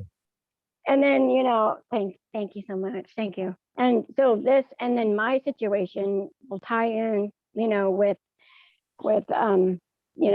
everybody else. It's like no matter where you're located, They Yeah, are it's all, happening everywhere. they're using the same. So it's like, it doesn't, personal stories, they are all unique. Okay. Because there's not, no matter what they tell you, there's not, we're all unique how we got here, but the whole outcome is the same. And that's on a global scale.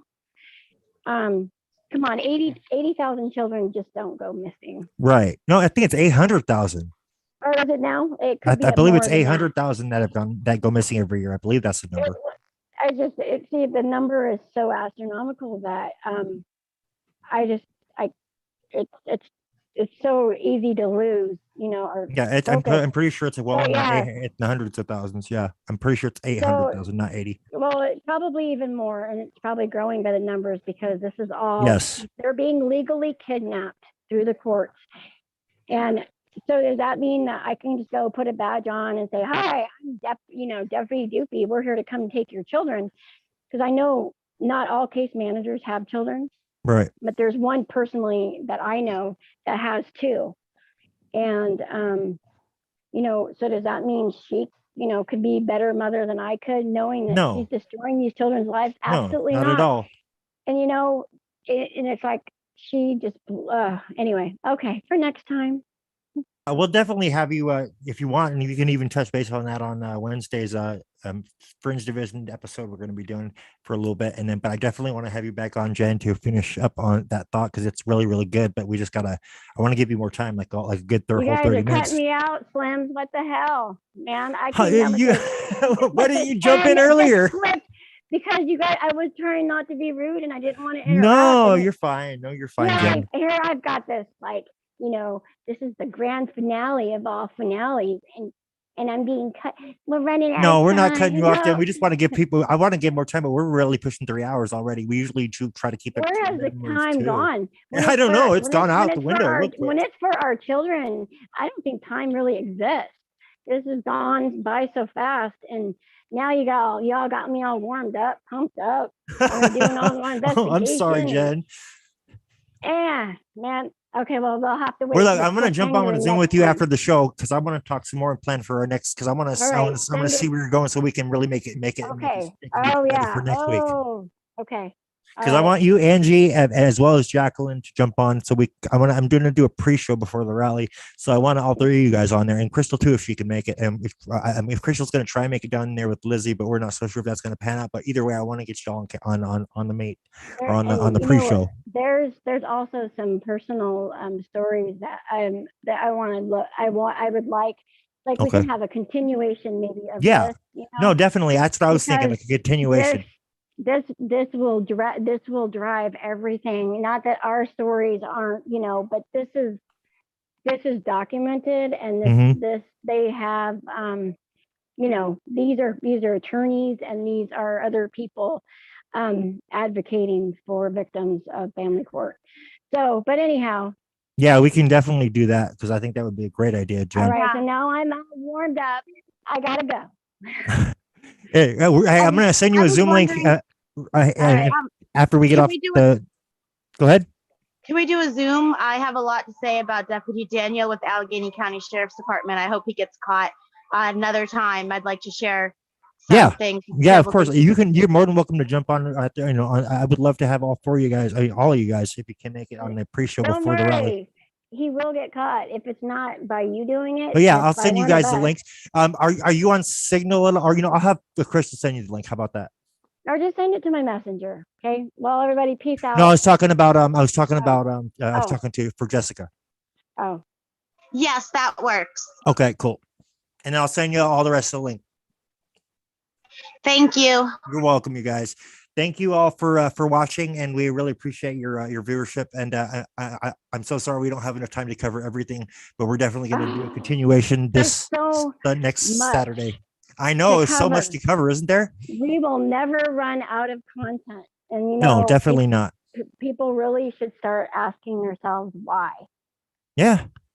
Because this is going on so rapidly. That's why we have so much time. We're talking about the shit. We lose track of the time. It's already been 3 hours. Yeah. But that just right there in and of itself shows there's a lot to cover. Are you sure it's been 3 hours? It has. It has been 3 hours. Yeah. All right. Okay, Goes by guys. so quick. All right, Anyways, we'll have to thank wait you everybody my- for watching. Don't forget to subscribe to all the channels and pages that are in the description. Where's Delilah? News for Us, World News for Us, World Fringe Division, Sacred Lovisa, and several others. And we also have a couple YouTube channels and a few others on other social media as well. Thank you guys so much for watching, and we will resume this next week on the pre-show. You guys. What? Hey, I got one more thing. Okay, Go ahead. Can we like describe to our viewers how we got Sacred Lovisa?